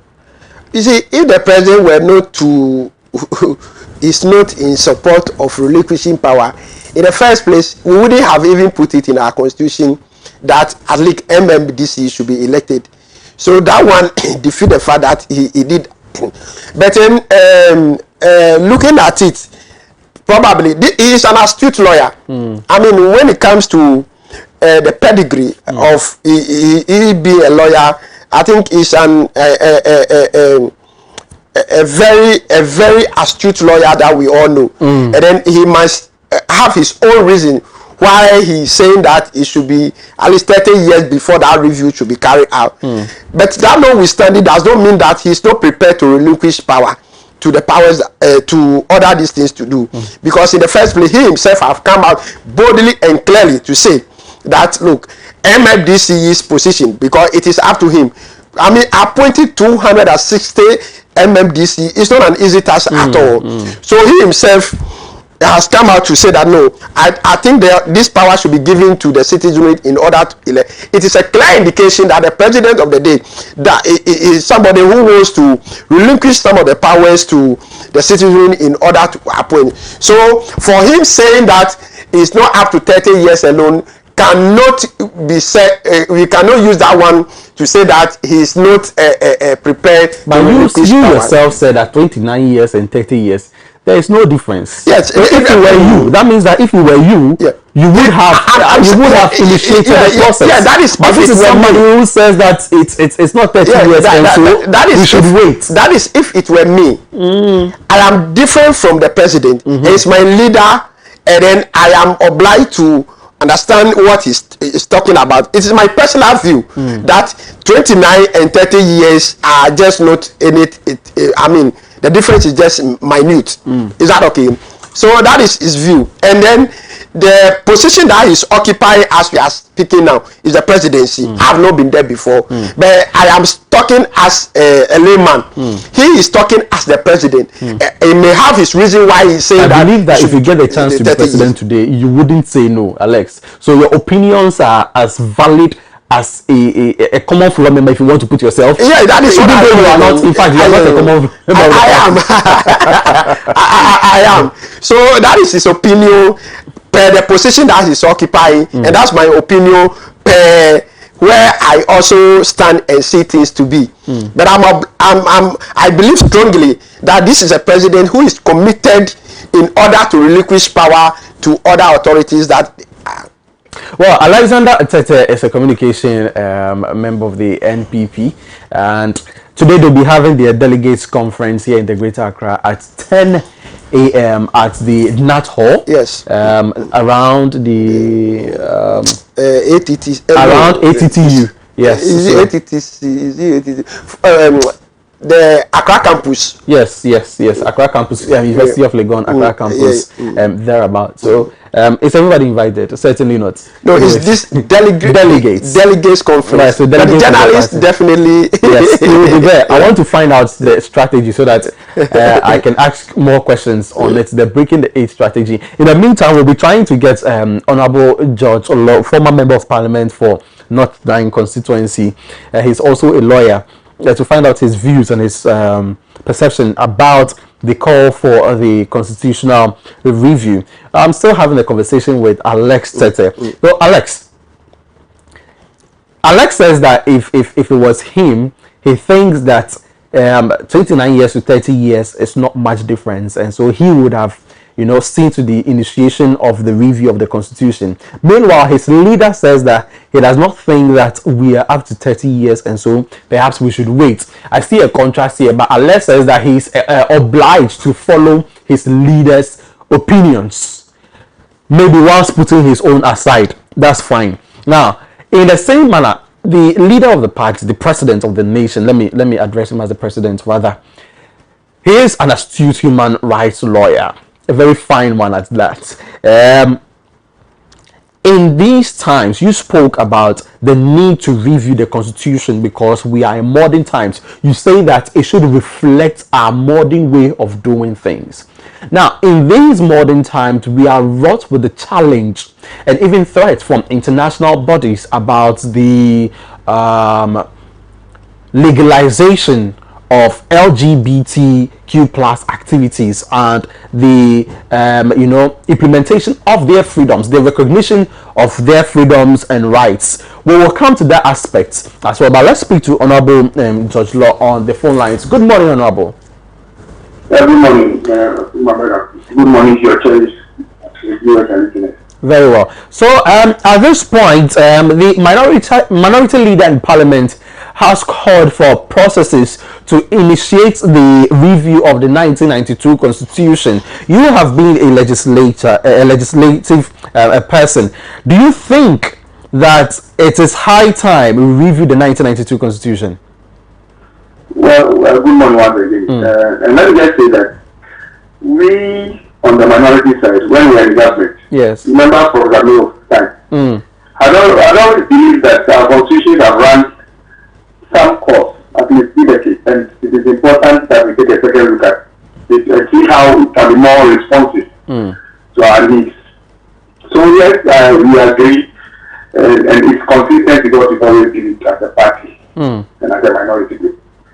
Well, the Constitutional Review Committee that was set up in 2010 did their work. They submitted in 2011.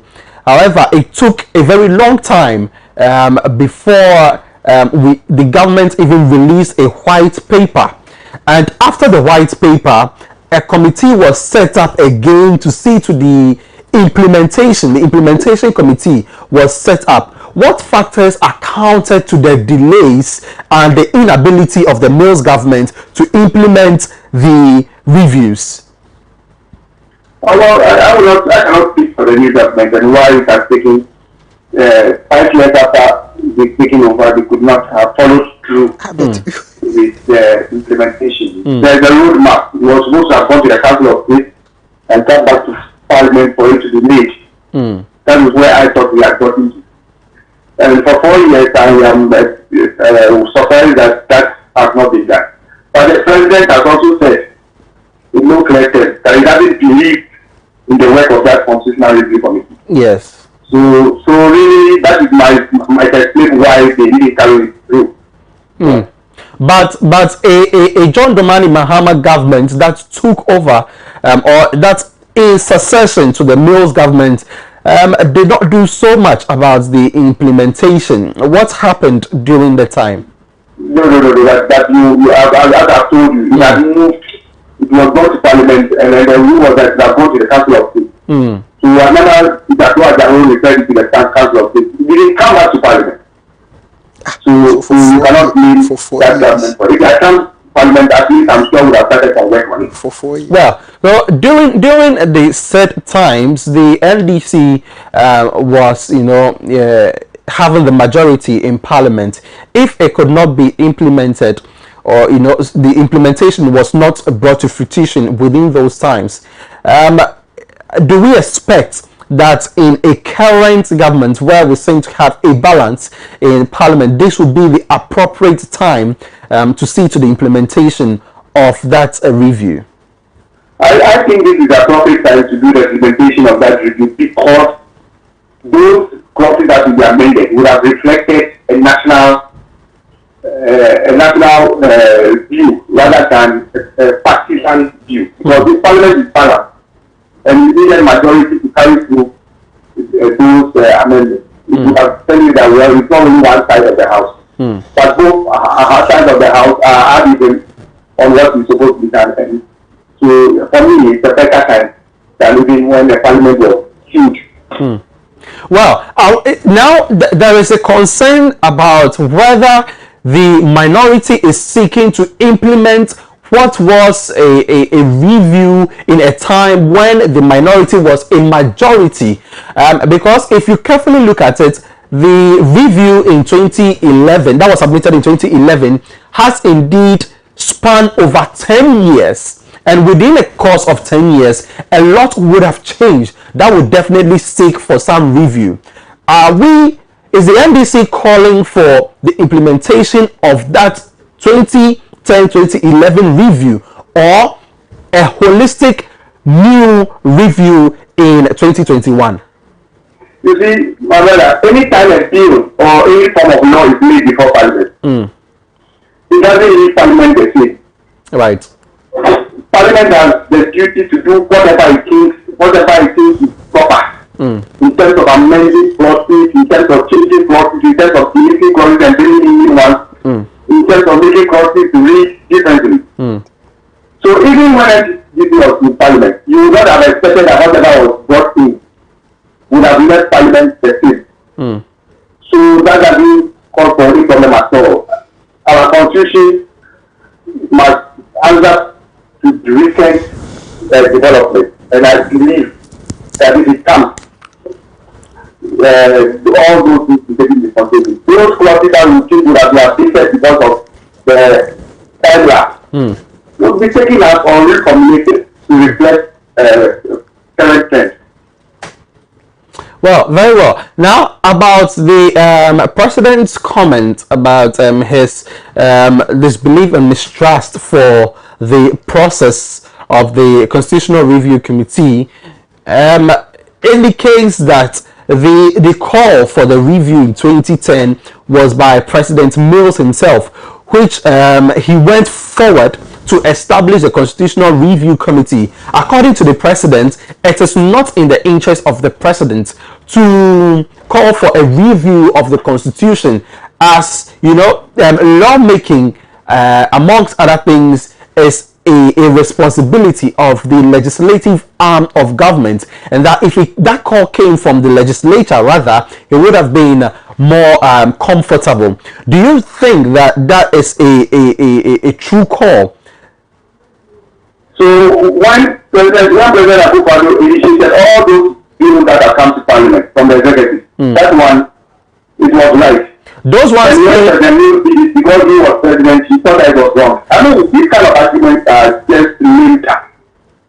And it is just to confuse people, you not of it. The reality on the ground is that most bills of the recently brought to private members bill, the constitution says must emanate from the executive. Parliament is a check on the executive. That is why we do the lawmaking rule. Where they make laws that are inconsistent, the judiciary is supposed to strike it out. So maybe the president has not understand this thing. I think that maybe he needs to go back to his law and read a bit more. Well, because for that argument that he's making, period, and it shouldn't come from a lawyer in standing. Maybe you need a refresher course in constitutionalism. Well, I see. Honorable, before I continue with you, Alexander Tete is a communication member of the NPP.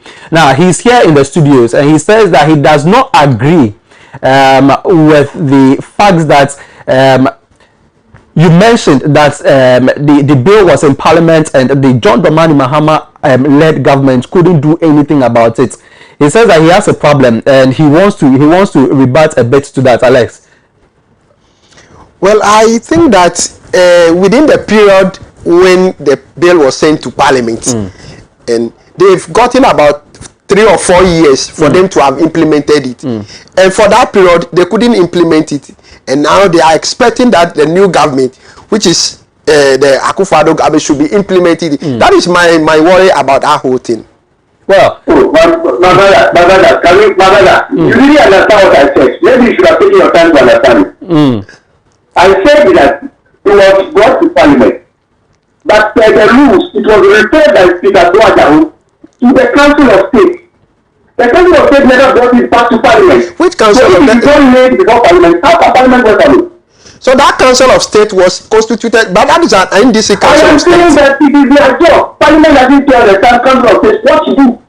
So please, once you leave the executive arm of government, it comes to the legislature and also the Council of State. It comes back to the legislature. The Council of State has constituted is not like Parliament. So they possibly could have done the rest as far as everybody expected them. So it means if you don't understand the issue, go back to the law. The law requires that it goes to the Council of State. Then it comes back to Parliament. And I'm saying that until it is named for the Parliament of Ghana, they cannot touch it. Well, Honorable George, now let's come to some of those aspects that the minority is seeking to be reviewed in the 1992 Constitution. Personally, in your era as a legislative, did you ever come across any specific terms in the 1992 Constitution that needs such review? Well, I mean, all you are saying is that a lot of it, and one of the major issues that we can talk about is the election of different chief executives and issues like that. Remember, it was one of the major issues that required, people thought that required amendment. And many other issues. But you should also know that these proposed amendments were emanated from the people. The committee that was set up by President went around the country, received recommendations from people. So clearly, it cannot be a one man or one group thing. It justice emanates from the people. So we went back to the people to find out what they would like to see done differently with the constitution. And so that is what we revealed. My own views don't matter per se. But I agree, for instance, that if you take a look at the election of these executives and other things, I cases where the president has too much power in terms of appointment of everybody and many other things that we thought that we could have been. But I'm saying this thing should come solely from the people. That's why I'm saying that if it comes before Parliament, they still have the opportunity to start of the budget to bring memorandum and other things to enrich whatever work the committee was supposed to be doing. Well, Honorable, before you go now, do you agree that indeed we should take our time in seeking to review a constitution that has established the stability that we've enjoyed since 1992 up until now? Well, what we are saying is that yes, we should take time and be careful about the review. But I am saying to you that also the way development is going now, the way technology is going now, the way many other things are going on in our life, we cannot be doing the old thing where we say let's say for 50 years or 100 years, and lots would have changed. Right. Our very natural fight back would have changed. You remember that we were doing a 40-year development plan. People said it was too long. Because in 40 years, Ghana possibly will not look as it is today. So yes, we have to be checked in our checkers to amend our constitution. That doesn't mean that we cannot do it periodically. So when we have done this one, the clauses should be said that when we need to amend and provide for better ways of doing, it should not, most of it should not be a trend topic, except to get very key ones that we need a referendum. So once that has been done, we are good to go. Right. But even the one that we have done now, and the country as it is now, it's been abused. And so we need to tighten this. I'll give you an example. Okay. Recently, in the election of DC, the approval of DC, government appointees were sacked. Government appointees were sacked on the day of the approval, including a presiding member of an assembly, who is supposed to call the meeting. So that government has put in people they know who vote for their candidate. All those people need to take a second look at it. It's a total and rampant abuse of evidence, and since this government says, we are witnessing so many abuse of the constitution. So many of it. Since this government came, alarming proportions. And I think for me that's some of the reasons why we should take a second look at the constitution and look at what power we give the president, and also look at what we do to our president when he blatantly the two ways for to test or find out everything. If it does anything, the sanction for apply immediately. Well, very well. Now you are a lawyer, Honorable, and when you look at when calls are made for the review of constitution, I mean, you look at the history of constitutional reviews. This emanates from the United States, that has seen several review of its constitution. And from the first time it called for a review of its constitution, there was that form of dissemination of information. The world took it up. Several governments began reviewing their constitution. When you look at the United States, for instance, the review of the constitution is usually handed over to the judiciary. But in 2010, a committee was rather set up. You are a lawyer. What would be the appropriate approach moving on in these times where there has been a call for the review of the constitution? Should we establish another constitutional review committee, or perhaps look towards the judicial system to see to the review of the committee? I mean, looking at our constitution and its checks and balances, we cannot go back to the judiciary for them to formulate signatures. That would be it. So when they formulate, who then adjudicates when there is an issue? Right. I believe that either it's constitutional review committee or a committee of experts. Right. In fact, our constitution itself, our constitution as we have it today, the final word was done by constitution of experts. Yeah, so we either put out together a constitution of experts to look at it, but the catch there is that you see the justice or the constitution, the power resides in the people. So the argument is, are we going back to the people again to go through this exercise again when we have a template to work with?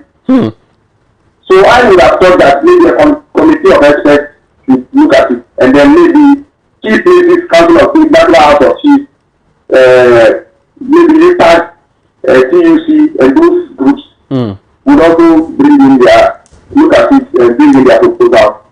And then based on what we have already, together with the new one that will collect from them, we start a committee of experts to look at it and come out with a proposal that will be discussed. All right, well, Honorable, do stay on the line for us. Alex says that he does not so much agree with you when you say that the current president has abused the constitution as the same. No, listen. I have said that the president has abused the constitution. If it seems contrary, that is business. I'm not going to agree. If that is business, he can go ahead and decide that he doesn't believe. That is my belief. Very well. So there's no need to go through and through over. I have said that. Very well. A lot of things that Alex can stay there and decide that the president has not abused the constitution. If the president has not abused the constitution, why are we today with the constituency without an MP? Why do we have power without representation in parliament? If we have done the proper thing. Alex wants to answer to that. Well, you see, my honorable Judge, good morning to you once again. Good morning, Alex. How are you? We are fine. I think that in terms of abusing of the constitution, for me, I just want to wear a nationalistic cloth over here. I don't want us to try to delve much into political. They may show one for me if you are wearing a nationalistic cloth. Yeah. In fact, he's so I'm saying that in your time you abuse even more than what you pertaining to what is happening in Sal now. I mean, we all know what is happening over there. You cannot say that one is an abuse of the constitution of the. It's a peculiar problem that has arisen. And it will take myself and you. It will take myself and you in order to solve such a situation. No, my brother. I said that what is that peculiarity that I am using?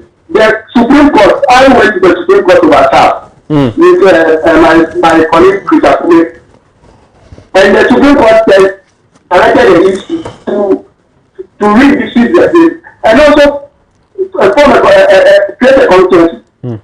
They reduce. So is it the president that have to go over there and do that? The president was the one that created the region and left out SAR. The president was the one that created the region and created SAR. Who spans two constituencies? When the constitution says you cannot do that. Mr. George Lowe, can a president create a region? Yes, the president created a region. If the question is at the US, go and read the constitution. Right. Well, Honorable Judge Law, now in wrapping up, the powers that we speak about, which has been abused by who or whoever, should this be one of those concerns of the review of the 1992 Constitution as well? I'm saying that yes, we must look at do we still have to give our president all the powers that we have today? Powers that, and don't forget that the constitution is a product of the living era. We were living a certain era and going into a certain era. So at that point, we knew that the head of state was the all in all. That may have influenced what powers were given the president at the time. But going forward, do we still think that at this day and age, with our institution and the way we've empowered them, are we willing to say that every job in this country should be at the behest of the president? Should the president continue to appoint Supreme Court judges, for instance, or that there should be another way? Should the president continue to appoint the ICT and the service commanders? There are so many things. Or should we put in more checks and ensuring that the certain score appointed should have come as a pillar of the consensus? Should the president continue to appoint the EC chair? So many things. look at. Well, now you made a statement that there wouldn't be a need. When I asked about, the judicial review system, you said there wouldn't even be a need for a referendum to be held. That a committee of experts should be held. Now, when you look at the previous constitutions and the reviews, there was some level of a referendum that was held. Because again, the constitution rests in the sovereignty of the people and a reflection of democracy as well. Can we indeed do away without the people? No, the point is that we can. The point is that there are entrenched clauses. Those are the only ones that refines with referendum. Okay. If the clause is not an referendum, we don't need a referendum. Right. Yeah. So basically, that is it. Though that the constitution says it's a referendum, so in the creation of the new regime, the constitution says there should be a referendum, and so the election of the existing representatives, you know that it was also going on a referendum. On the representative group out and said that it was not going to be done again. Yeah. So. And so that's Uganda as gathered government. That if the president did not have the power, how was he able to stop the process? Well, according to Alex here, your party, they show bad faith. Hold on. Alex said that your party, yes, like he said, your party showed bad faith when indeed from the initial stages you showed support for the same, and now there is the whole term over again. What is your stance as a party exactly about the election of MMDCs? We are saying that we agree that MMDC should be elected until we made a proposal, and we said that if they not go by our proposal, hardback, we want our people to vote against. So that was very basic. We agreed that yes, these MMDC should be elected, but there was a roadmap that is suggested. Right. And they said no, and we said, well, since you don't accept ours, go ahead and do it. You will not be part of it. So there's nothing like party. It's simply a fight. And why did they get if they were so confident that it will pass, why didn't they get it? So that's a question I asked Alex, and he's still on the side that the NDC took the other 10. He wants to say something to you on that. I'm saying that in terms of numbers, we have almost equal numbers when it comes to the voting population in this country. That is the NDC and the NPP, and you need to turn majority in order for some of these referendums to go through. So at the end of the day, if you don't get the other side to side with you, there's no way you can be able to do it. And that is why they showed bad faith by doing whatever they do. All right. So in the unlikely event that the NDC come to power, and then we are also saying that no, we think that the MMDC should be elected the way we are proposing to them, then it means that they could go ahead and also test that thing, and will they also go ahead and test it whether they can be able to get the numbers in order for IBC to be done. As the answer is very simple. I am saying that this is the reason why we must learn to judge and discuss and not treat the other side as though we are river. At the time, they thought they had so many people in parliament, they had this and that and that. So whatever NDC suggested, they will not even take a look at it and say, oh, why don't we make that happen? Maybe we think this is also okay. Why don't we come to the table and sit down and discuss what is the definition of somewhere? So what take us that? But if the NDC is willing, and we will have been willing to engage, I'm sure we'll find a little way. Well, you remember the economy, the century consensus. Well, you call them, say, come, let's talk about the economy of Ghana. Let's see what do they say? They tell us to go to wherever we want. They are not interested. Well, so that is the attitude. If the attitude is to engage that we have always wanted to engage, I'm sure many of our problems will be resolved. Well, many of our problems will be resolved. My interest, the national interest, the national interest outfit that is winning. I'm also wearing my strong. No, yeah, wearing umbrella clothing. Look at Honorable. Honorable, don't worry. You should see Alex in the studio. He's actually wearing MPP branded cloth. Yes, because he's. But that's just the other side of it. I think that these are indeed times where a constitutional review would be more fruitful because of the numbers and representation that we have in Parliament. Don't you agree? We must discuss it thoroughly and consensus. Very well. Honorable, thank you very much for speaking to us. I'm with you. Thank you. And let's be some time and do some here. Sure. Very well.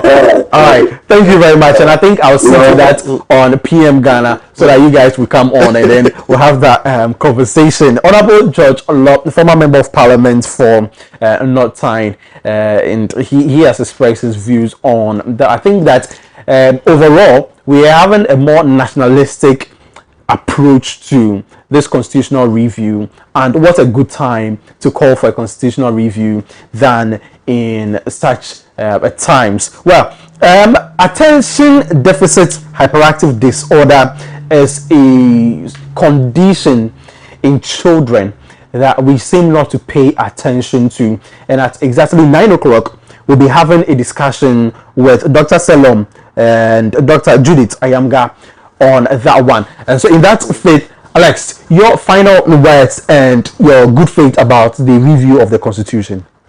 Well, I think that the review of the Constitution is well good. And then we must be able to look at it from a nationalistic point of view and not on partisan line.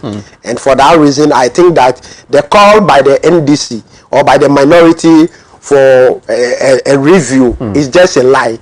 And I think that the government of the day will also be looking at it so that we make sure that whatever it is, we make a headway out of this. Because eventually this will end up in inuring to the benefit of all of us as Ghanaians. And I just want to say that wish myself and then the whole delegates of MPP in Greater Accra very fruitful conference today, even as we are going for it this morning. Very well. I wish you the same. Now, before you go, now the issue about human rights, the Constitution. Constitution clearly states out on some acceptable behavior, even some acceptable sexual behavior. Now, these are times when the LGBTQ plus society is calling for the recognition of their society, you know, as a part of the modern system that you speak about. You say that the Constitution must reflect modern way of life. Should such human rights or the human rights aspect of the 1992 Constitution be also carefully looked at to reflect current way of life, as you put it? Excuse me, that nonsense should not be entertained within our jurisprudence. All right, Alex, thank you very much for your comments on that. And Alexander Tete is a communication member of the New Patriotic Party, and today they'll be having their delegates conference at the NACT Hall around the city campus of University of Ghana, Legon. So on behalf of Adoatv Television and on my own self, we wish the New Patriotic Party a fruitful delegates conference. May the best come out of that. My name is Reginald Addy, and this has been the Newspaper and Review segment. Many thanks to you for staying with us. Now, do stay tuned as Ejoma comes up with our doctors to give you information about well, we'll get into it when the segment comes up. Do have a lovely day. I'll see you tomorrow. Ciao. Adios.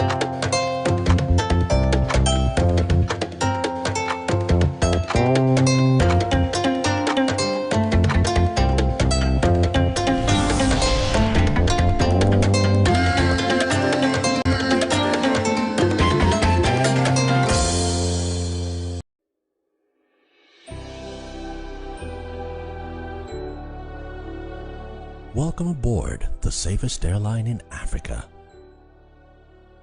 With industry-leading safety measures to protect your well-being. The first in Africa to earn a diamond standard of safety. Offering a more contactless, safe, and seamless experience. Delivered with a smile by Africa's first fully vaccinated crew. Creating special memories that bring the joy back to flying, so you can continue making memories with your loved ones. Book your flight with Rwandair today. Rwandair, the safest airline in Africa. Rwandair, fly the dream of Africa.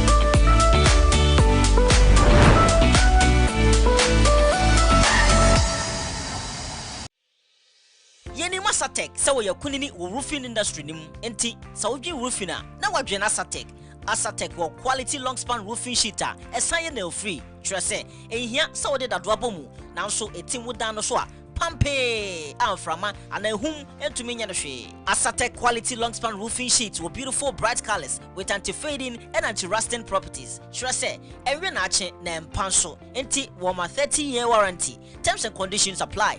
Asatek quality long span roofing sheet dear. Eye madan bia, say a warehouse, school, hotel, hospital, sorry, ana say a wawufi. Use Asatek quality nail free long span roofing sheet no be. Na wo dan do be gina so na yi ho. Your delivery services papa bia emfa ho ne for akwan wo Asatek bema wo can order between 3 and 5 working days. Wo VIP delivery services so a 1 day pe na wo saka. Hwehwe Asatek achi kwan Watermark 22 Meridian Road woni Cocoa Board Warehouse na ben Takrade Efiekuma number 9 wo ben Efiekuma Fidelity Bank no Voter Region so wo wakache Tatome GN Bank enchen ho pe. Asatek, sheltering you for life.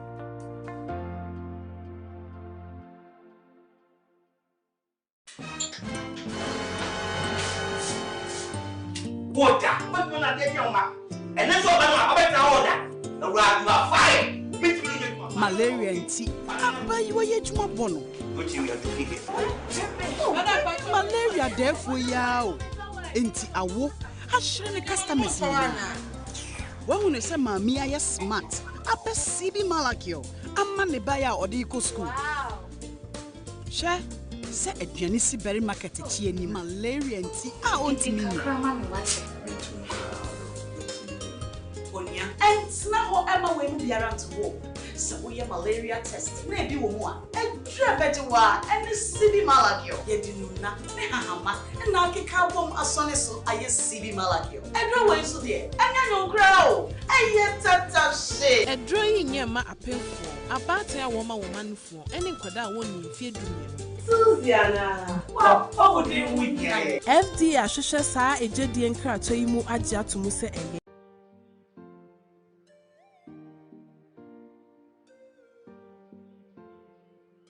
Hello everyone, my name is Adoatv, a proud ambassador for Sonotech's Breast Cancer Awareness Month. It's hashtag Pinktober, hashtag Sonotech Goes Pink. Now, from the 1st October to the 31st October 2021, at any of the 3 branches of Sonotech, Tema, Osu, and West Hills Malls, we are gathering together to get free screening. Yes, I said it's free. And that's not all we have for you. We also have 20% off mammogram testing and 50% off ultrasound. Let's go pink from October the 1st to the 31st, 2021 at Osu, Tema, and West Hills Mall, all Sonotech branches. We are giving hope to save a life. See you there.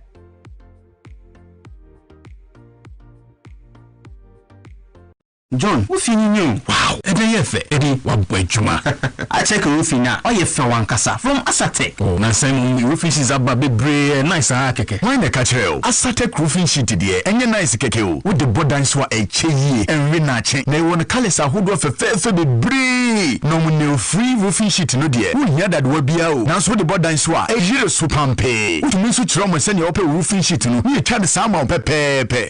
Mama po Asatec money there. One of my technical advice na estimate free. Our professional installers and so on your on-site installation. Ne boss crowd dafon pa. Oh yes, quality and nebo da feminine. Asatec 5 days pay na musa kan order. Now a year after sales service proper being so. Hwehwe Asatec Watema Community 2, Meridian Road, a Benkoko Board Warehouse. Western region so Asatec Takrade Anaji, Yeni Princeland Hotel and Edition, and a Volta region Yawo Akachi South District Assembly Kwainosua.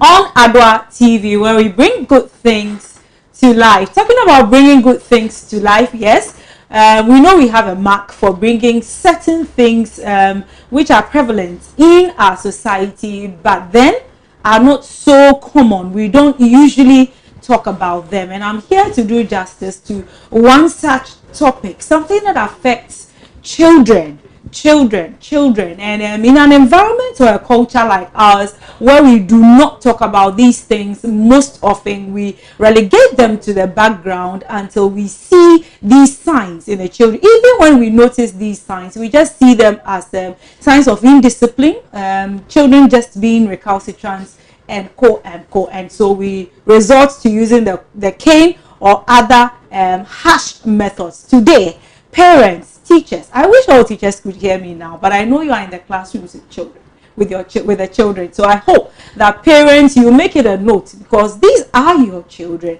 and Ghanaians, these are the future of Ghana. So let's really pay attention to what is going to happen right here today. For that one that has a child, for that one that has a sibling, for that one that is a caregiver, takes care of other children, this is your show for the next 1 hour.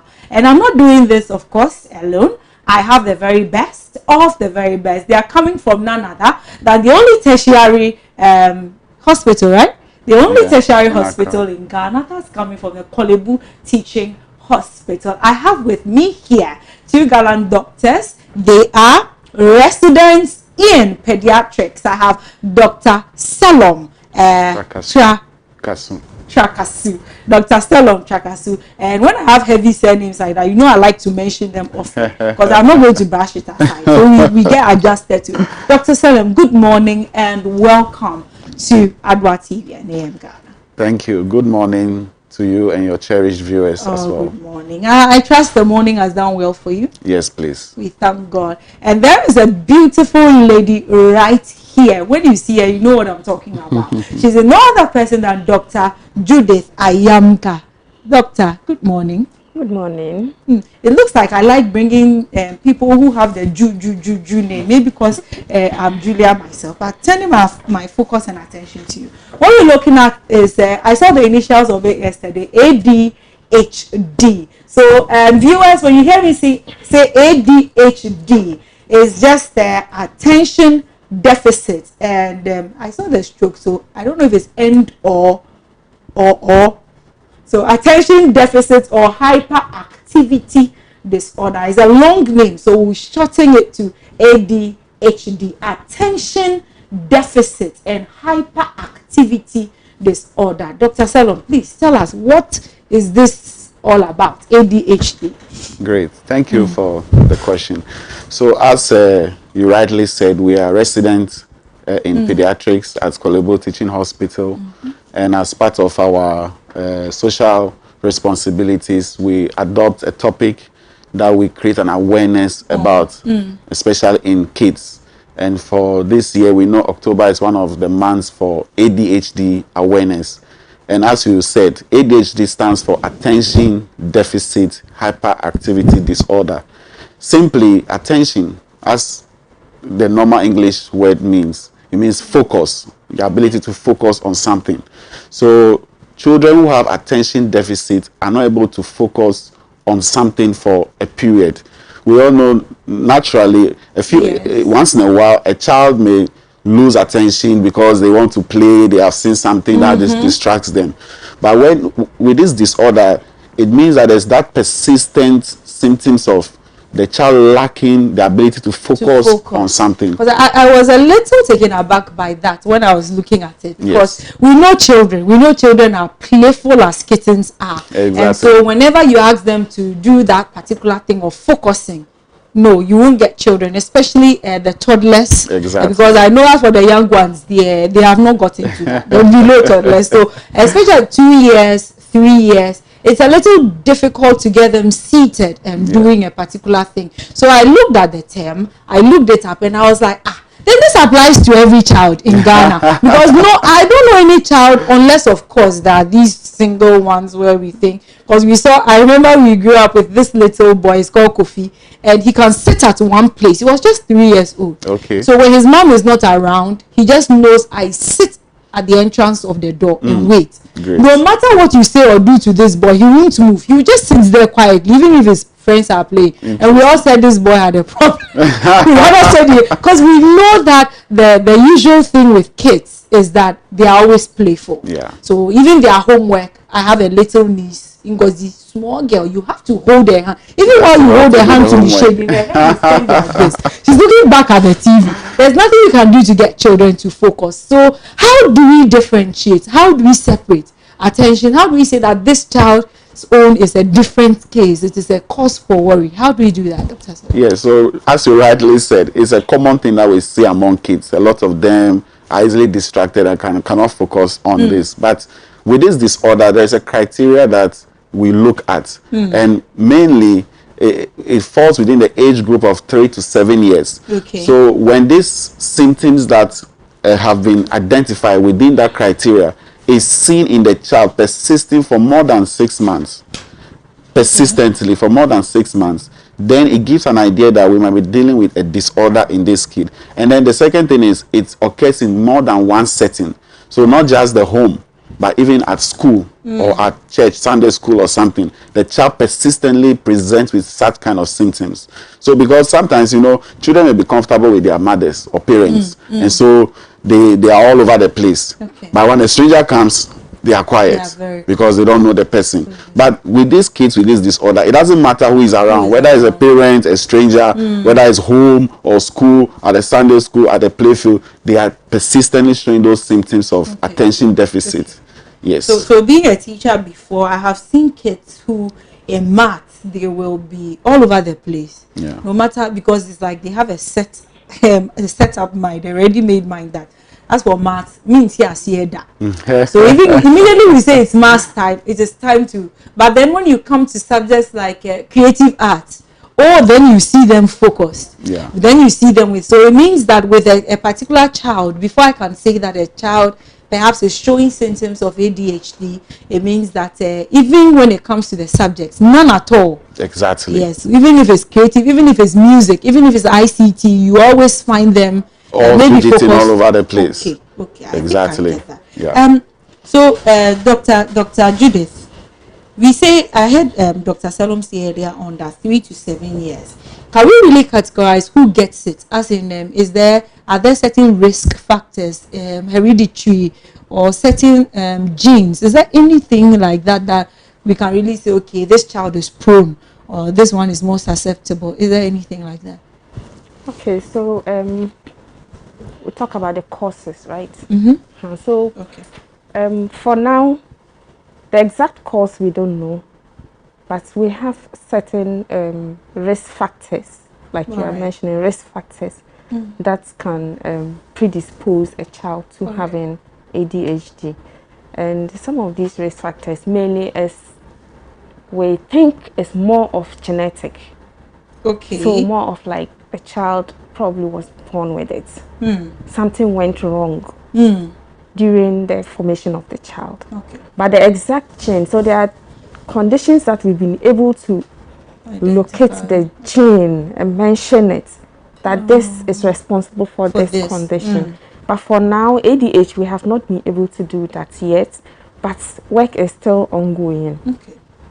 But other risk factors include so babies that were born before 9 months, especially if they were too remote from the 9th month. So a child that was born, let's say around 6 months, would be more at risk than someone that was born around 8 to 8.5 months before the 9th month.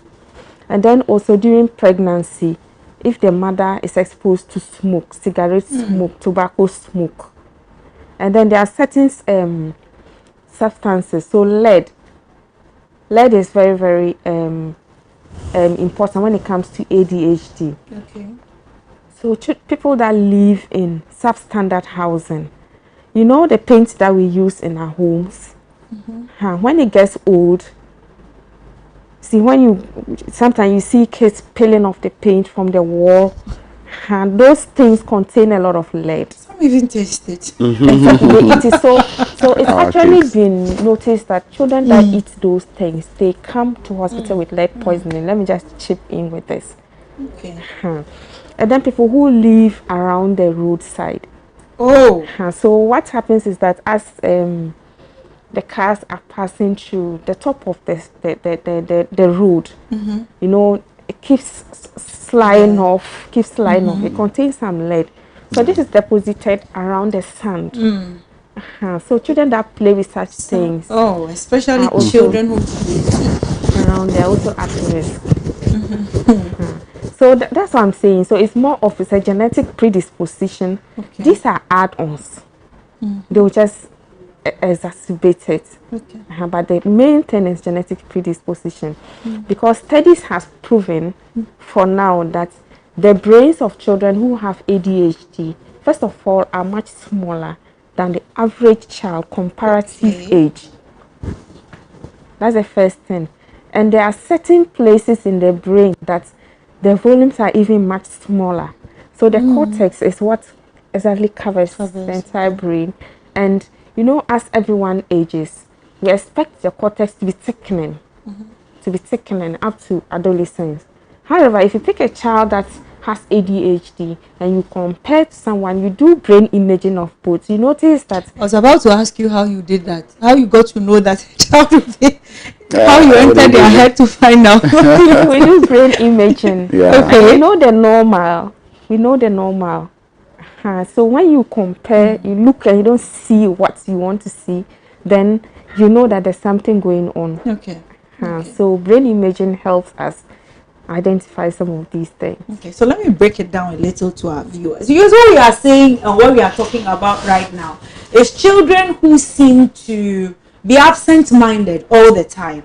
They can't seem to focus on one thing in particular, and for the likes of that, we're saying that they really don't have any particular thing they like. Even if they like watching cartoons, you tune on the TV for them, and in about would you say like 10-15 minutes, or even less than that, they can't. Even less than that, they just can't focus on anything, even what you think they like.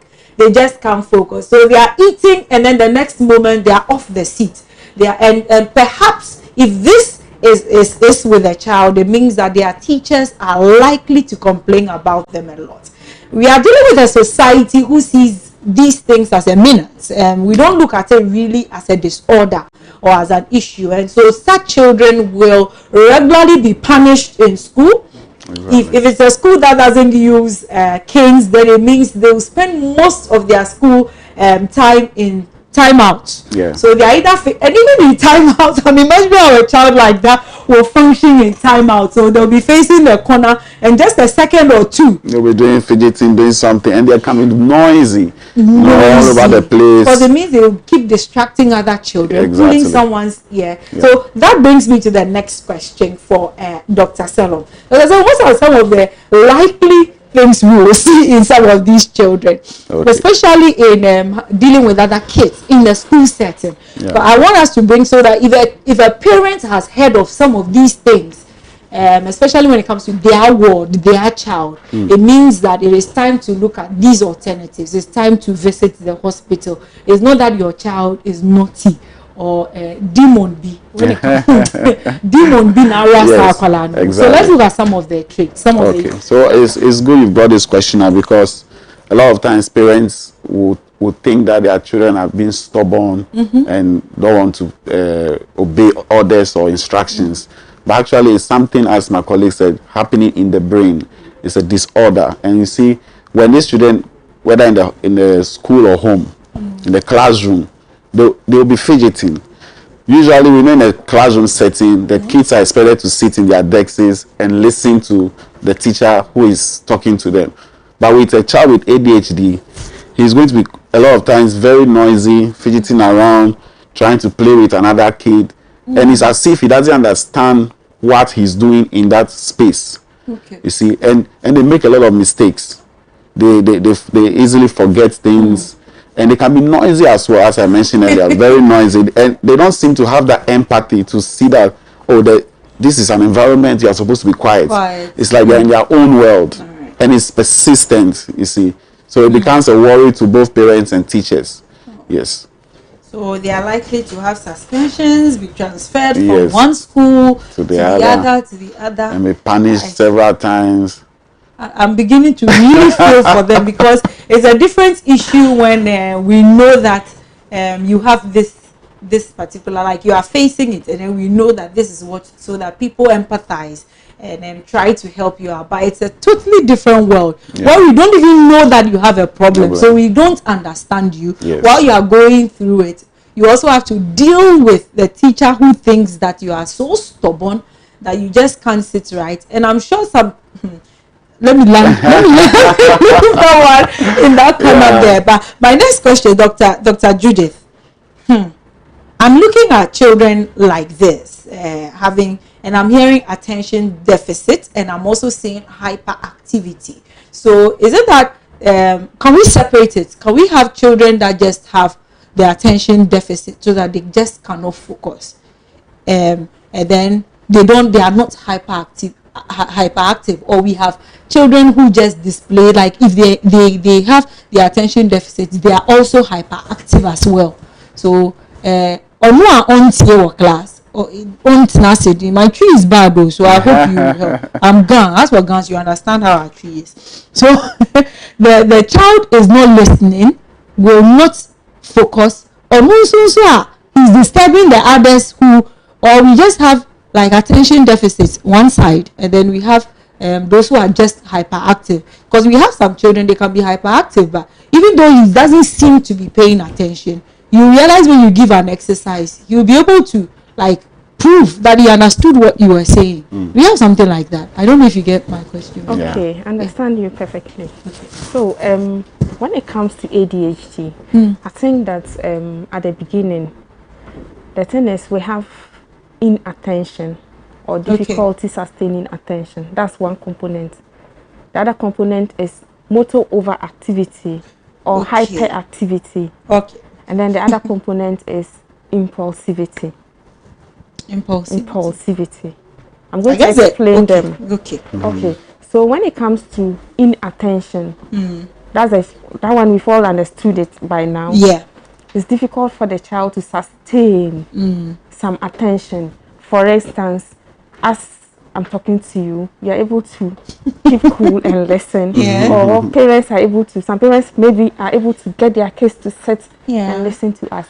But that child, you cannot control that child to be able to listen. The other thing is the motor hyperactivity. So this is how it goes. There are several components of the motor hyperactivity. Because one may ask, how do I know that my child is hyperactive and not the regular child who's fidgeting? So if a child with inattention, motor hyperactivity comes in here, let me tell you what you see. So first of all, you tell him to sit. He's sitting on this chair, all right. He cannot sit still. So he's doing this. So that's what we call screaming. He's himself on like a worm, like that. Or Billy, I hope you are listening. I'm saying his leg, he's doing something. Doing something. At extreme cases, sometimes in a consulting room, they lie on the floor, 7-year, 8-year-old, rolling from corners. You're talking to him. He's responding. What's your name? My name is this. But he's still. It's so abnormal to see an 8-year, 7-year-old lying on the floor, rolling. So these are the extremes that you see. That's what you should look out for. Wow. And then they're always on the run, like they can't sit. They're climbing. And you can't get that child to stop climbing. Unless he's asleep. Unless they are so exhausted. And do they sleep? Do they have the normal? They sleep. But they are not able to sleep like. And I know I'm deviating, but does the hypermotor activity also come in their sleep where you see them throwing their hands? Okay. Well, that is possible. Okay. That is possible. Because, whatever you do during the day could also affect your sleep. Whatever. Sometimes when you are even asleep, you find yourself talking about some of those things. Okay. And the last component is the impulsivity. Yeah. So the impulsivity is, I was telling you that the main problem they have in their brain is the cortex that failed to grow as expected. And the cortex is responsible for executive functioning. So for you, your ability to go to school, listen to the teacher, attend some task, this morning, your ability to come to work, achieve that task and do, that is executive functioning. All right. Higher functioning of the brain. So because that part of their brain failed to develop appropriately, they are not able to function appropriately. So they cannot complete a task. Impulsivity is like your inability to inhibit yourself. So as I'm sitting and talking to you, I'm able to inhibit myself, control myself very well. Even though I feel like touching that coil lying down there, I can still control myself, finish up the task that I'm asked to do over this 1-hour period, and then I can go have the cord. Okay. But a child with ADHD can't control himself. You find him doing this. And what's even more interesting is that some of these kids grow up into adulthood with it. So don't be surprised that you have workmates who cannot complete their tasks. They're always complaining about them. It's unfortunate. Just to clarify some things there. So you're saying that if they grow into it, it means that I can have a work colleague who is supposed to monitor a console, and while he's monitoring, one hand is with the phone. One leg is trying to kick another one. I'm not mentioning any names because I like myself. So jumping on from that, so we've talked about inattention, we've talked about motor activity, and then the impulsivity. Is there a condition that a child can have all three? So usually all three may be present, but you always have one being predominant. Okay. So you can have attention deficit hyperactivity with motor hyperactivity predominating. Okay. Or we have those with inattention predominating. So usually this condition is commoner in boys. It's about 4 times commoner in boys, unfortunately. And unfortunately, I work with guys. Anyway. the motor activity component is commoner in boys. And then the inattention component is commoner in girls. In girls. Oh. That is how it goes. So, 2-1. Yes. Yeah. It's about 4 times commoner in boys. In boys than girls. Wow. All right. So we have discussed the symptoms of inattention. We talked about it. Of hyperactivity. You've spoken about that one too. And my next question, which you just typed on, that what are the symptoms of the combined types? And we are told that most children and adolescents with ADHD, those that grow with it, what particular type do they usually grow with? Like if I'm talking about, because we know that children usually with their inattention something, when they grow a little, it just fades off. But is it the impulsivity, is it the hyperactivity that they grow with? Okay, so it depends. Usually, if the child has inattention component, most likely going to grow up with that. Okay. And if you have hyperactivity, most likely you grow up with that. But the truth is that as you grow, at least you learn. Yes. You learn. So as you become an adult, you try your best. To control. So it's always very difficult to make the diagnosis in adults. In adults, because they try their best. The usually more predominant in them is the fact that they are not able to complete tasks given them by their superiors, and then also they can't maintain a good relationship with anybody.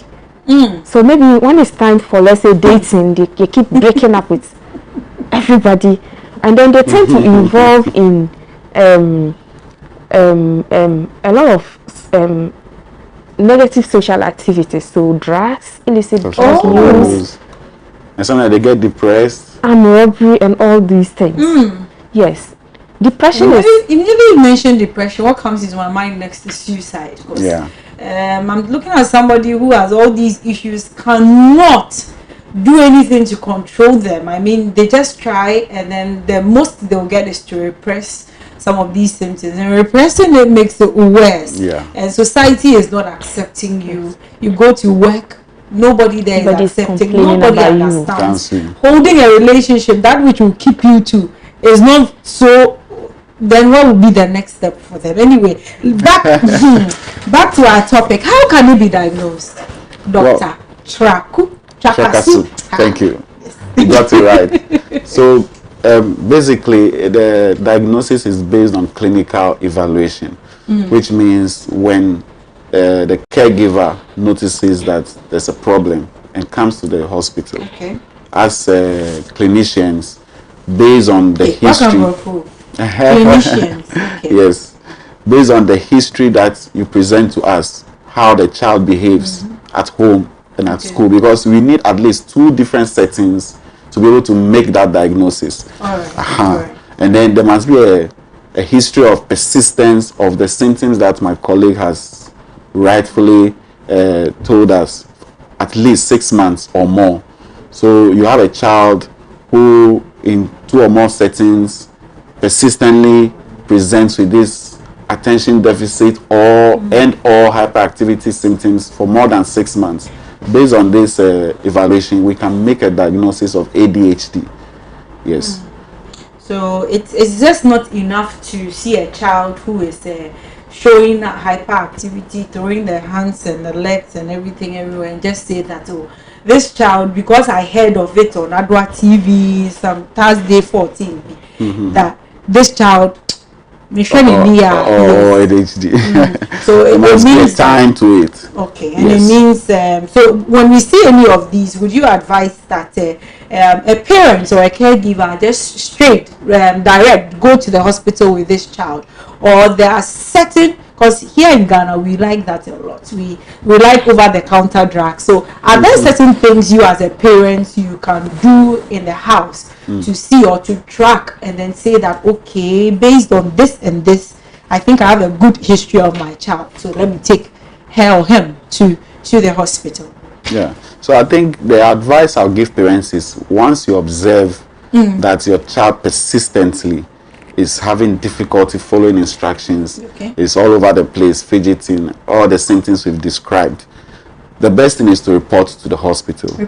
Yes, so that we will make the proper assessment, and then based on our assessment we can make the right diagnosis. And you know what has motivated us to come up with this awareness, that you see, when you talk to a lot of parents, they get frustrated, they lose patience, you see. So when you come to the hospital, at least we'll give the right counsel, the right training, how to go about it. I'm sure we'll get to the treatment and all that. Yes. So I think once they notice these symptoms and they see some persistency in it, they should report to the hospital. That will help. Report to the hospital is the doctor's advice to you. Please don't put any child under any medication.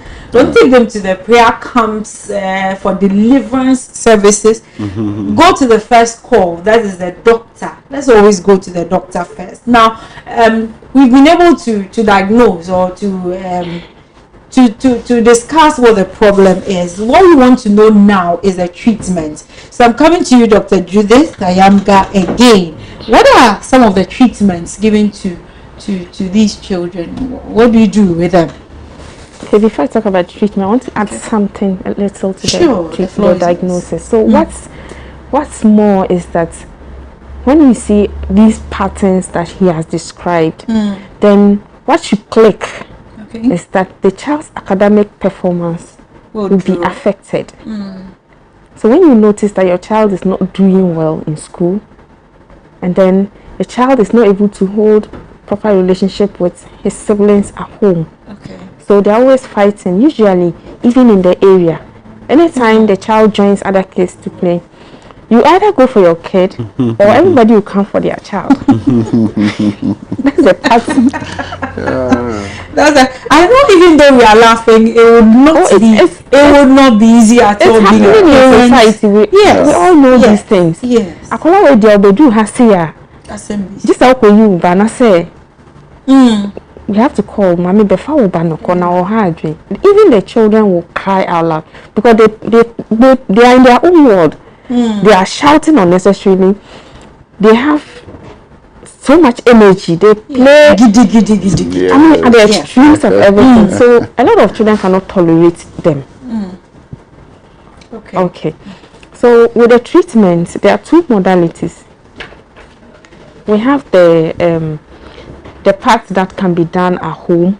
And then we have the part that we have to administer after we have correctly diagnosed, because there are other conditions that may present similarly, not exactly but similarly to this. So certain times, certain hormonal deficiencies in our bodies can make us behave in a certain way similar to this. So we need to make sure that we rule out all these things.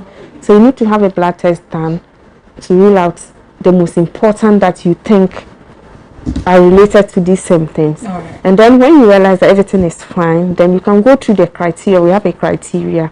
If the child fits in, then you make the correct diagnosis, and then we start up with the treatment. So at home, what can the parents do? Usually we advise that if you notice that this child is behaving like that, you need to try as much as possible to give them love. And extra love. It's difficult because these are the children that irritate you. They're the ones that frustrate your life. When you come from work, you're so tired and you need to rest. They make sure that you don't get that rest. So, naturally, everybody will get frustrated.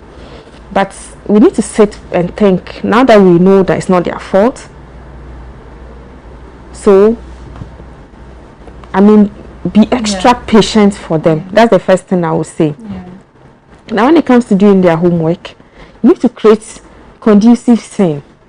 Now, this may be difficult in a lot of us. Our homes are already congested because you know that this child can't control himself. He's so impulsive. He's not able to decide that, oh, let me not touch that toy, let me not touch this, let me not watch this, let me not do that, and do my homework.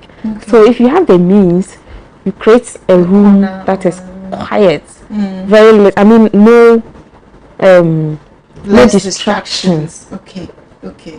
Just to help them do their homework. And try to let them know you love them so much. Now in the classroom, what can the madam do? Madam can decide that this child, I'm going to plan your academic activities separately. Because you know that if you combine him with the rest, he's likely not to get anything from the class. Now, it's also advised that let this child sit close to you in the class, at least, so that you can try to help when he's getting up. Push it. You put him down. I saw a picture of a child that has been changed to a table in a classroom, and you should see the chair. I am sure that I have I'm not sure good enough. But I'm not sure that is what she's encouraging. No. But it means there should be more monitoring. More monitoring. There's a monitoring of this particular child. Just try your best. That's what you can do.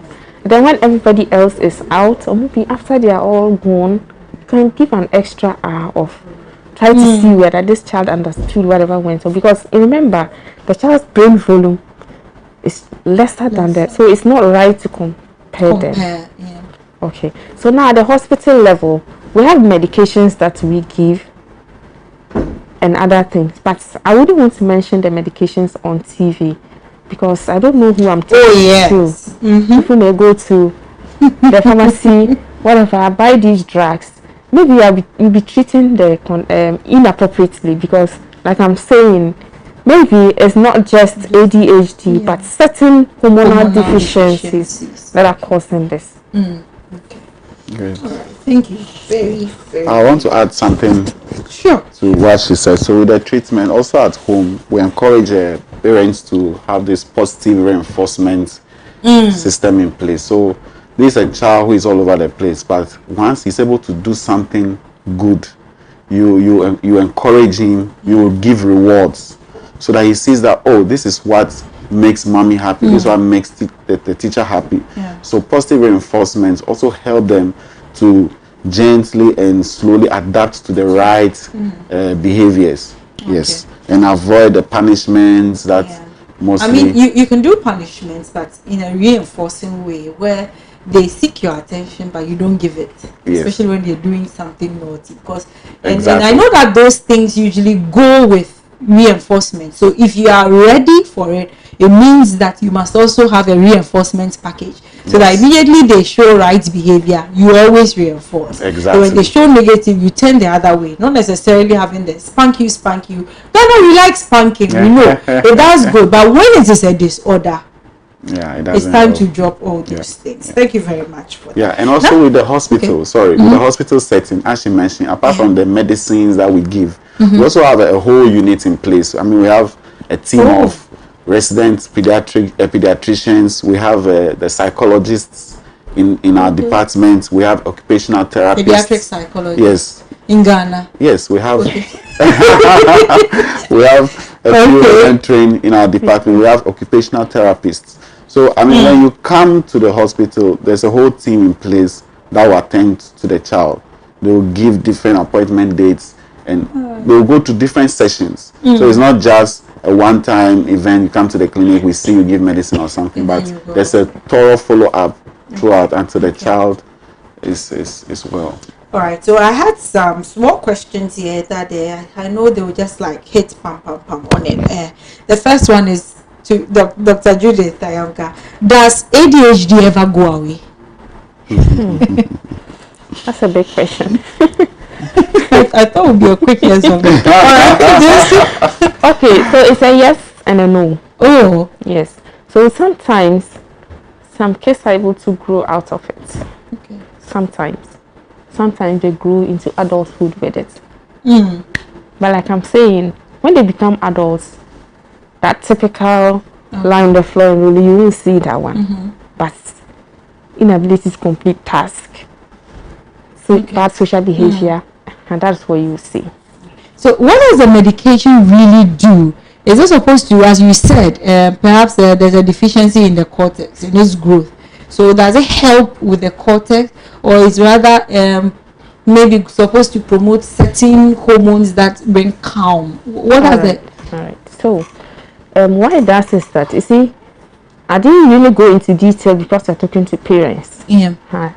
So there are certain, apart from the fact that the brain volume is small, no, the brain is interconnected. There are different parts, so frontal, parietal, the temporal, parietal, occipital. There are different parts of the brain, and this brain, they don't work in isolation. They are interconnected by neurons and all that, and the neurons they communicate with certain hormones, so dopamine and then norepinephrine. These two major hormones are very important in connecting the communication between these brains. So it's been found out that these two hormones are very low in this case as well. So basically, whatever drug that we give them is to enhance the hormonal connection, and then in a way to help the brain catch up in a way. So that's basically what the medicines do. So we are likely to see such a child improve in school not just the sitting down, but academically? So it's not going to be a one-time thing. It's not going to be like malaria drug that you give the child, and then 2-3 days they are up. Yes, it's not going to be there. It's going to be. You need to work with patience, and you need to follow the protocols. And you need to expect a long-term effect. That's what I would say. So if I'm this child is on medication and I'm giving the love and everything, and then this evening I forgot to give the child the medication, am I going to see, or am I supposed to expect him to go haywire the next morning? Oh, not necessarily. Like I'm saying, it's going to be a cumulative effect. We don't want the situation where you'll be defaulting a lot. That way we'll not go, won't get nowhere with it, with the treatment. But if it's a once a while thing, we don't even want the once a while anyway. It's not like when you give the drug, it suppresses the child the following day. No, that's not how it works. It's a cumulative thing that is going to take a bit of time. But the drug is not going to work in isolation. The behavioral therapy, what we're describing initially, what the mother should do at home, what the teacher should do, that is even more important. On the medicine. Oh, yes. That's a lot. is there any, because I'm looking at a child, a parent giving extra love. It means you have to command it from somewhere. Perhaps you even have to stop your job or something to focus on. I'm looking at all this. It is more of, it demands more from parents. And sometimes I wonder if parents are ready to give it. I know you have to be ready to give it, but comparing that to the teacher's case, when you go into a Ghanaian setting in the classroom, you have a classroom of 24 kids or 20 or 30, even 50, and there is this wow, that's where the change the challenge comes. So do you have something like specialized schools and that for them in this setting? Is there a special school? Doctor, let me bring it to you. I'm not giving this. So I'll say yes, we have a few specialized schools in Accra that are designed for special needs. We say children with special needs. Yes, but we feel for kids with ADHD, actually if the symptoms are detected early and reported early, the therapy, the behavioral therapy, the medications actually help with time. So we do not really encourage sending these kids to really special needs schools. They can actually be sent to the regular school setting. Just that a little more attention should be given to them by the teachers. But they can actually do very well in the regular school once they start treating them and giving therapy. So I've heard that autism and ADHD are related. Is that true? Yes, so again, autism is also a disorder on its own, and it can actually have symptoms almost like ADHD, the hyperactivity in attention. However, its cause is different. So for autism, it's treated differently from ADHD. I'll say based on, again, the clinical presentation, in other words, the symptoms or signs that the child presents with, then we're able to make a differentiation. So you can have a child with both, autism spectrum disorder, as we put it, and ADHD. But you can have a child just with ADHD or autism.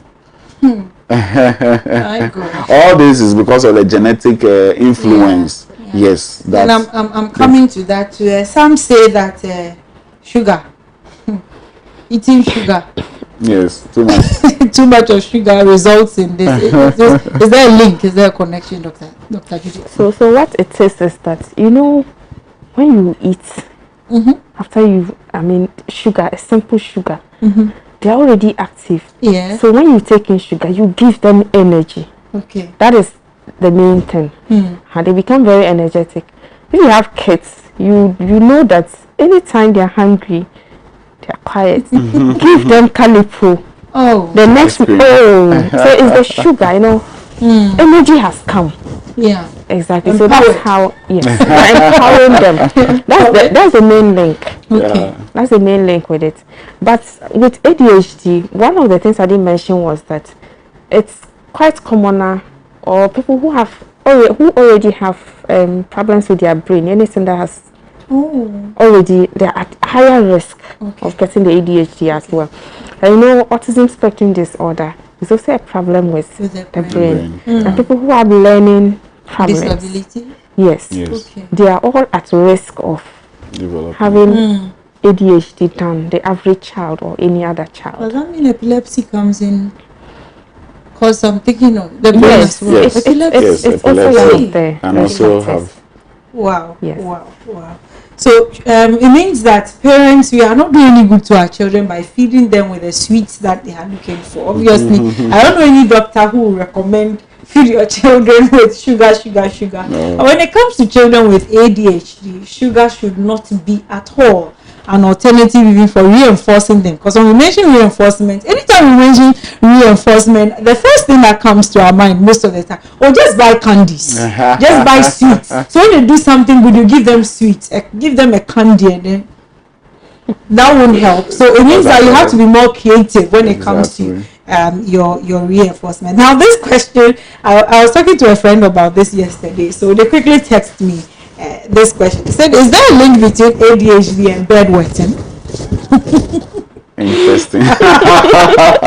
And bedwetting, because you said they grow with it too, so I'm sure some people are seeing some things and they are wondering. So is there a link, Doctor? Well, I'll say there could be a link because again there are kids that have just bedwetting condition, right? But when you look at the whole presentation of ADHD in a child, especially those with the inattention, attention deficit or inattention, where they are not able to concentrate and complete tasks. So it's possible that he's in bed and he's just, because one of the resulting influence of inattention is laziness. So they can be in bed and they feel like going to pee, but because of that laziness in them, they rather do it in the bed. Yes. So there could be a link, bedwetting and ADHD. Wow. Okay, so let me add that. Okay, please go. ADHD may not necessarily cause bedwetting. There are several causes of bedwetting. If you want us to talk about bedwetting, that's fine. But what can happen with ADHD is that because they are always hyperactive, they can get so exhausted that they can sleep off. they sleep off so much so that they are unable to wake up. I don't know why I have to cry in a dream. So that might be the link, but not necessarily that major sign of ADHD. Causing, and it's not something that they frequently present with. All right. So all too soon. I think our time is almost up, but I just want, what would be your final say? So I'm just going to give each of you just a minute. You help me with that. Ladies first. So Dr. Juliet, let's take it away. Okay, so my final. And if you can do it in, what's your language? What language do you speak? I speak Fafa. You speak Fafa. Even if you can do it in Fafa, do it for someone, because this is a nationwide program. So do it and then let them hear. Okay. Yeah. So please get to know that. Let me say it in bold. Okay. Please get to understand that if your child has ADHD, it doesn't make you a bad parent. I'm just encouraging you. You can still be successful with that child. Just try and then put in some efforts, extra efforts. And then remember, the doctors are with you in this. They are not in it alone. So, yeah, for 5 point middle bang. Say, ubia, tito salazala. 1 year to ubia, 1 year banaza ubia poi. That's it. Hokanyang do ubia la hunaro beka se lan sorti la wa na bala. Obanti doctors leza mbula. Wata biela wana tiza avo songo ti biela. Salo infant biela la live ki bia. Si would say. Thank you. Thank you too. I'm sure you understood me. Maybe interpretation will come in my dream. Alright, exactly what I said in English. Yeah, you translated it. Okay. Dr. Salom, yes, please. Please. Yeah. The floor is yours. Thank you for the opportunity to come and talk on this condition. I want to say to our parents and teachers. Please, you do it in the local dialect too for me. I beg to differ, please. He just carries the name, He just carries the name. Don't mind me. So my own is for buy and sell. You know, when you go to the market, But you do it in tree. I hope you are okay with it. No, I'll stick to the English. Oh, no. You can translate for me. Gang. Yes, okay. Yeah. I'll try. Yes. So as my colleague said, this condition can be managed, especially if presented early to the hospital. So I'll encourage our parents and teachers who are watching right now, if you see a child with ADHD symptoms that appear to be ADHD, don't get fuzzy about it and be in a hurry to punish such kids or anything, but rather report to the hospital, and then the child can get the right care and management. This is something we've noticed, and it's the reason why we are motivated to come out. We've seen a lot of the cases now that parents are beginning to see that it's a disorder. We see a lot of it in the clinics, and it's helping us to also help our parents. So if you're out there and you have a kid with such symptoms, don't be discouraged. Bring him to the hospital, and we'll have a clear plan to help that child. Yes. Mami menke papa me noni Dr. Selom Chakuriye no Jakishi. What na akeshi beken be ye neke magia how ne ko na ka le no obi ko enye tashi ka le work ye school kra enye tashi enye ebotwe no ko metwe kele ne nche to efipo egbomocho ha ni emelegbe nefe ke ko o yo se neke magia ni bi ne ye gbeke bi ami shashi ke gbeke aya ka doctor foi na me kwe akeshi ale no sane meji no ni ha di gbeke di evo na ka lo no ni ha ni ewo fi o hi na kai je fen ko je akeshi gbeke gboto ebu mo alo abonsa alo aye ko ni nchule noko ke da ya doctor foi amo na me kwe na me na akeshi eneji no ni gba ina lo ko ojema no fe ewa gbeke de ba wa bohun ko ni atogbe papa na kwe na kecha ne kehilane. All I'm saying in tree, I'll try. As for 3 day, I know you understand. So, the other can nane say who says, Sani ama wink it in kitty a crown to mean to say a crow peggy giddy, you're not in Sani Amaniamano, one who was school will feel fanning doctor for her. Na yen says, or how no ne hanana, and far ban and casse, ube straight in. And if I don't call or suffer be an hour, because say the end they were born in deliverance. And if I don't call doctor her, now you moon try and peck quite be a bet to me, how now you don't manage general. So for me and the whole AM Ghana crew, this is how we sign off for the morning. I hope you've been delighted to know that it is not a demon and it is not anything worrying your child. My honorable guest, we say thank you very, very much for doing us this honor. And to you who watched, to you who listened, from me, from Reginald Adi, and from the whole production crew, Selassie, Billy, Patty, and Co. We say thank you, and remember, same time tomorrow, 6 a.m. Catch us live on Adoatv. We bring good things to life. Goodbye. Enjoy the rest of your day.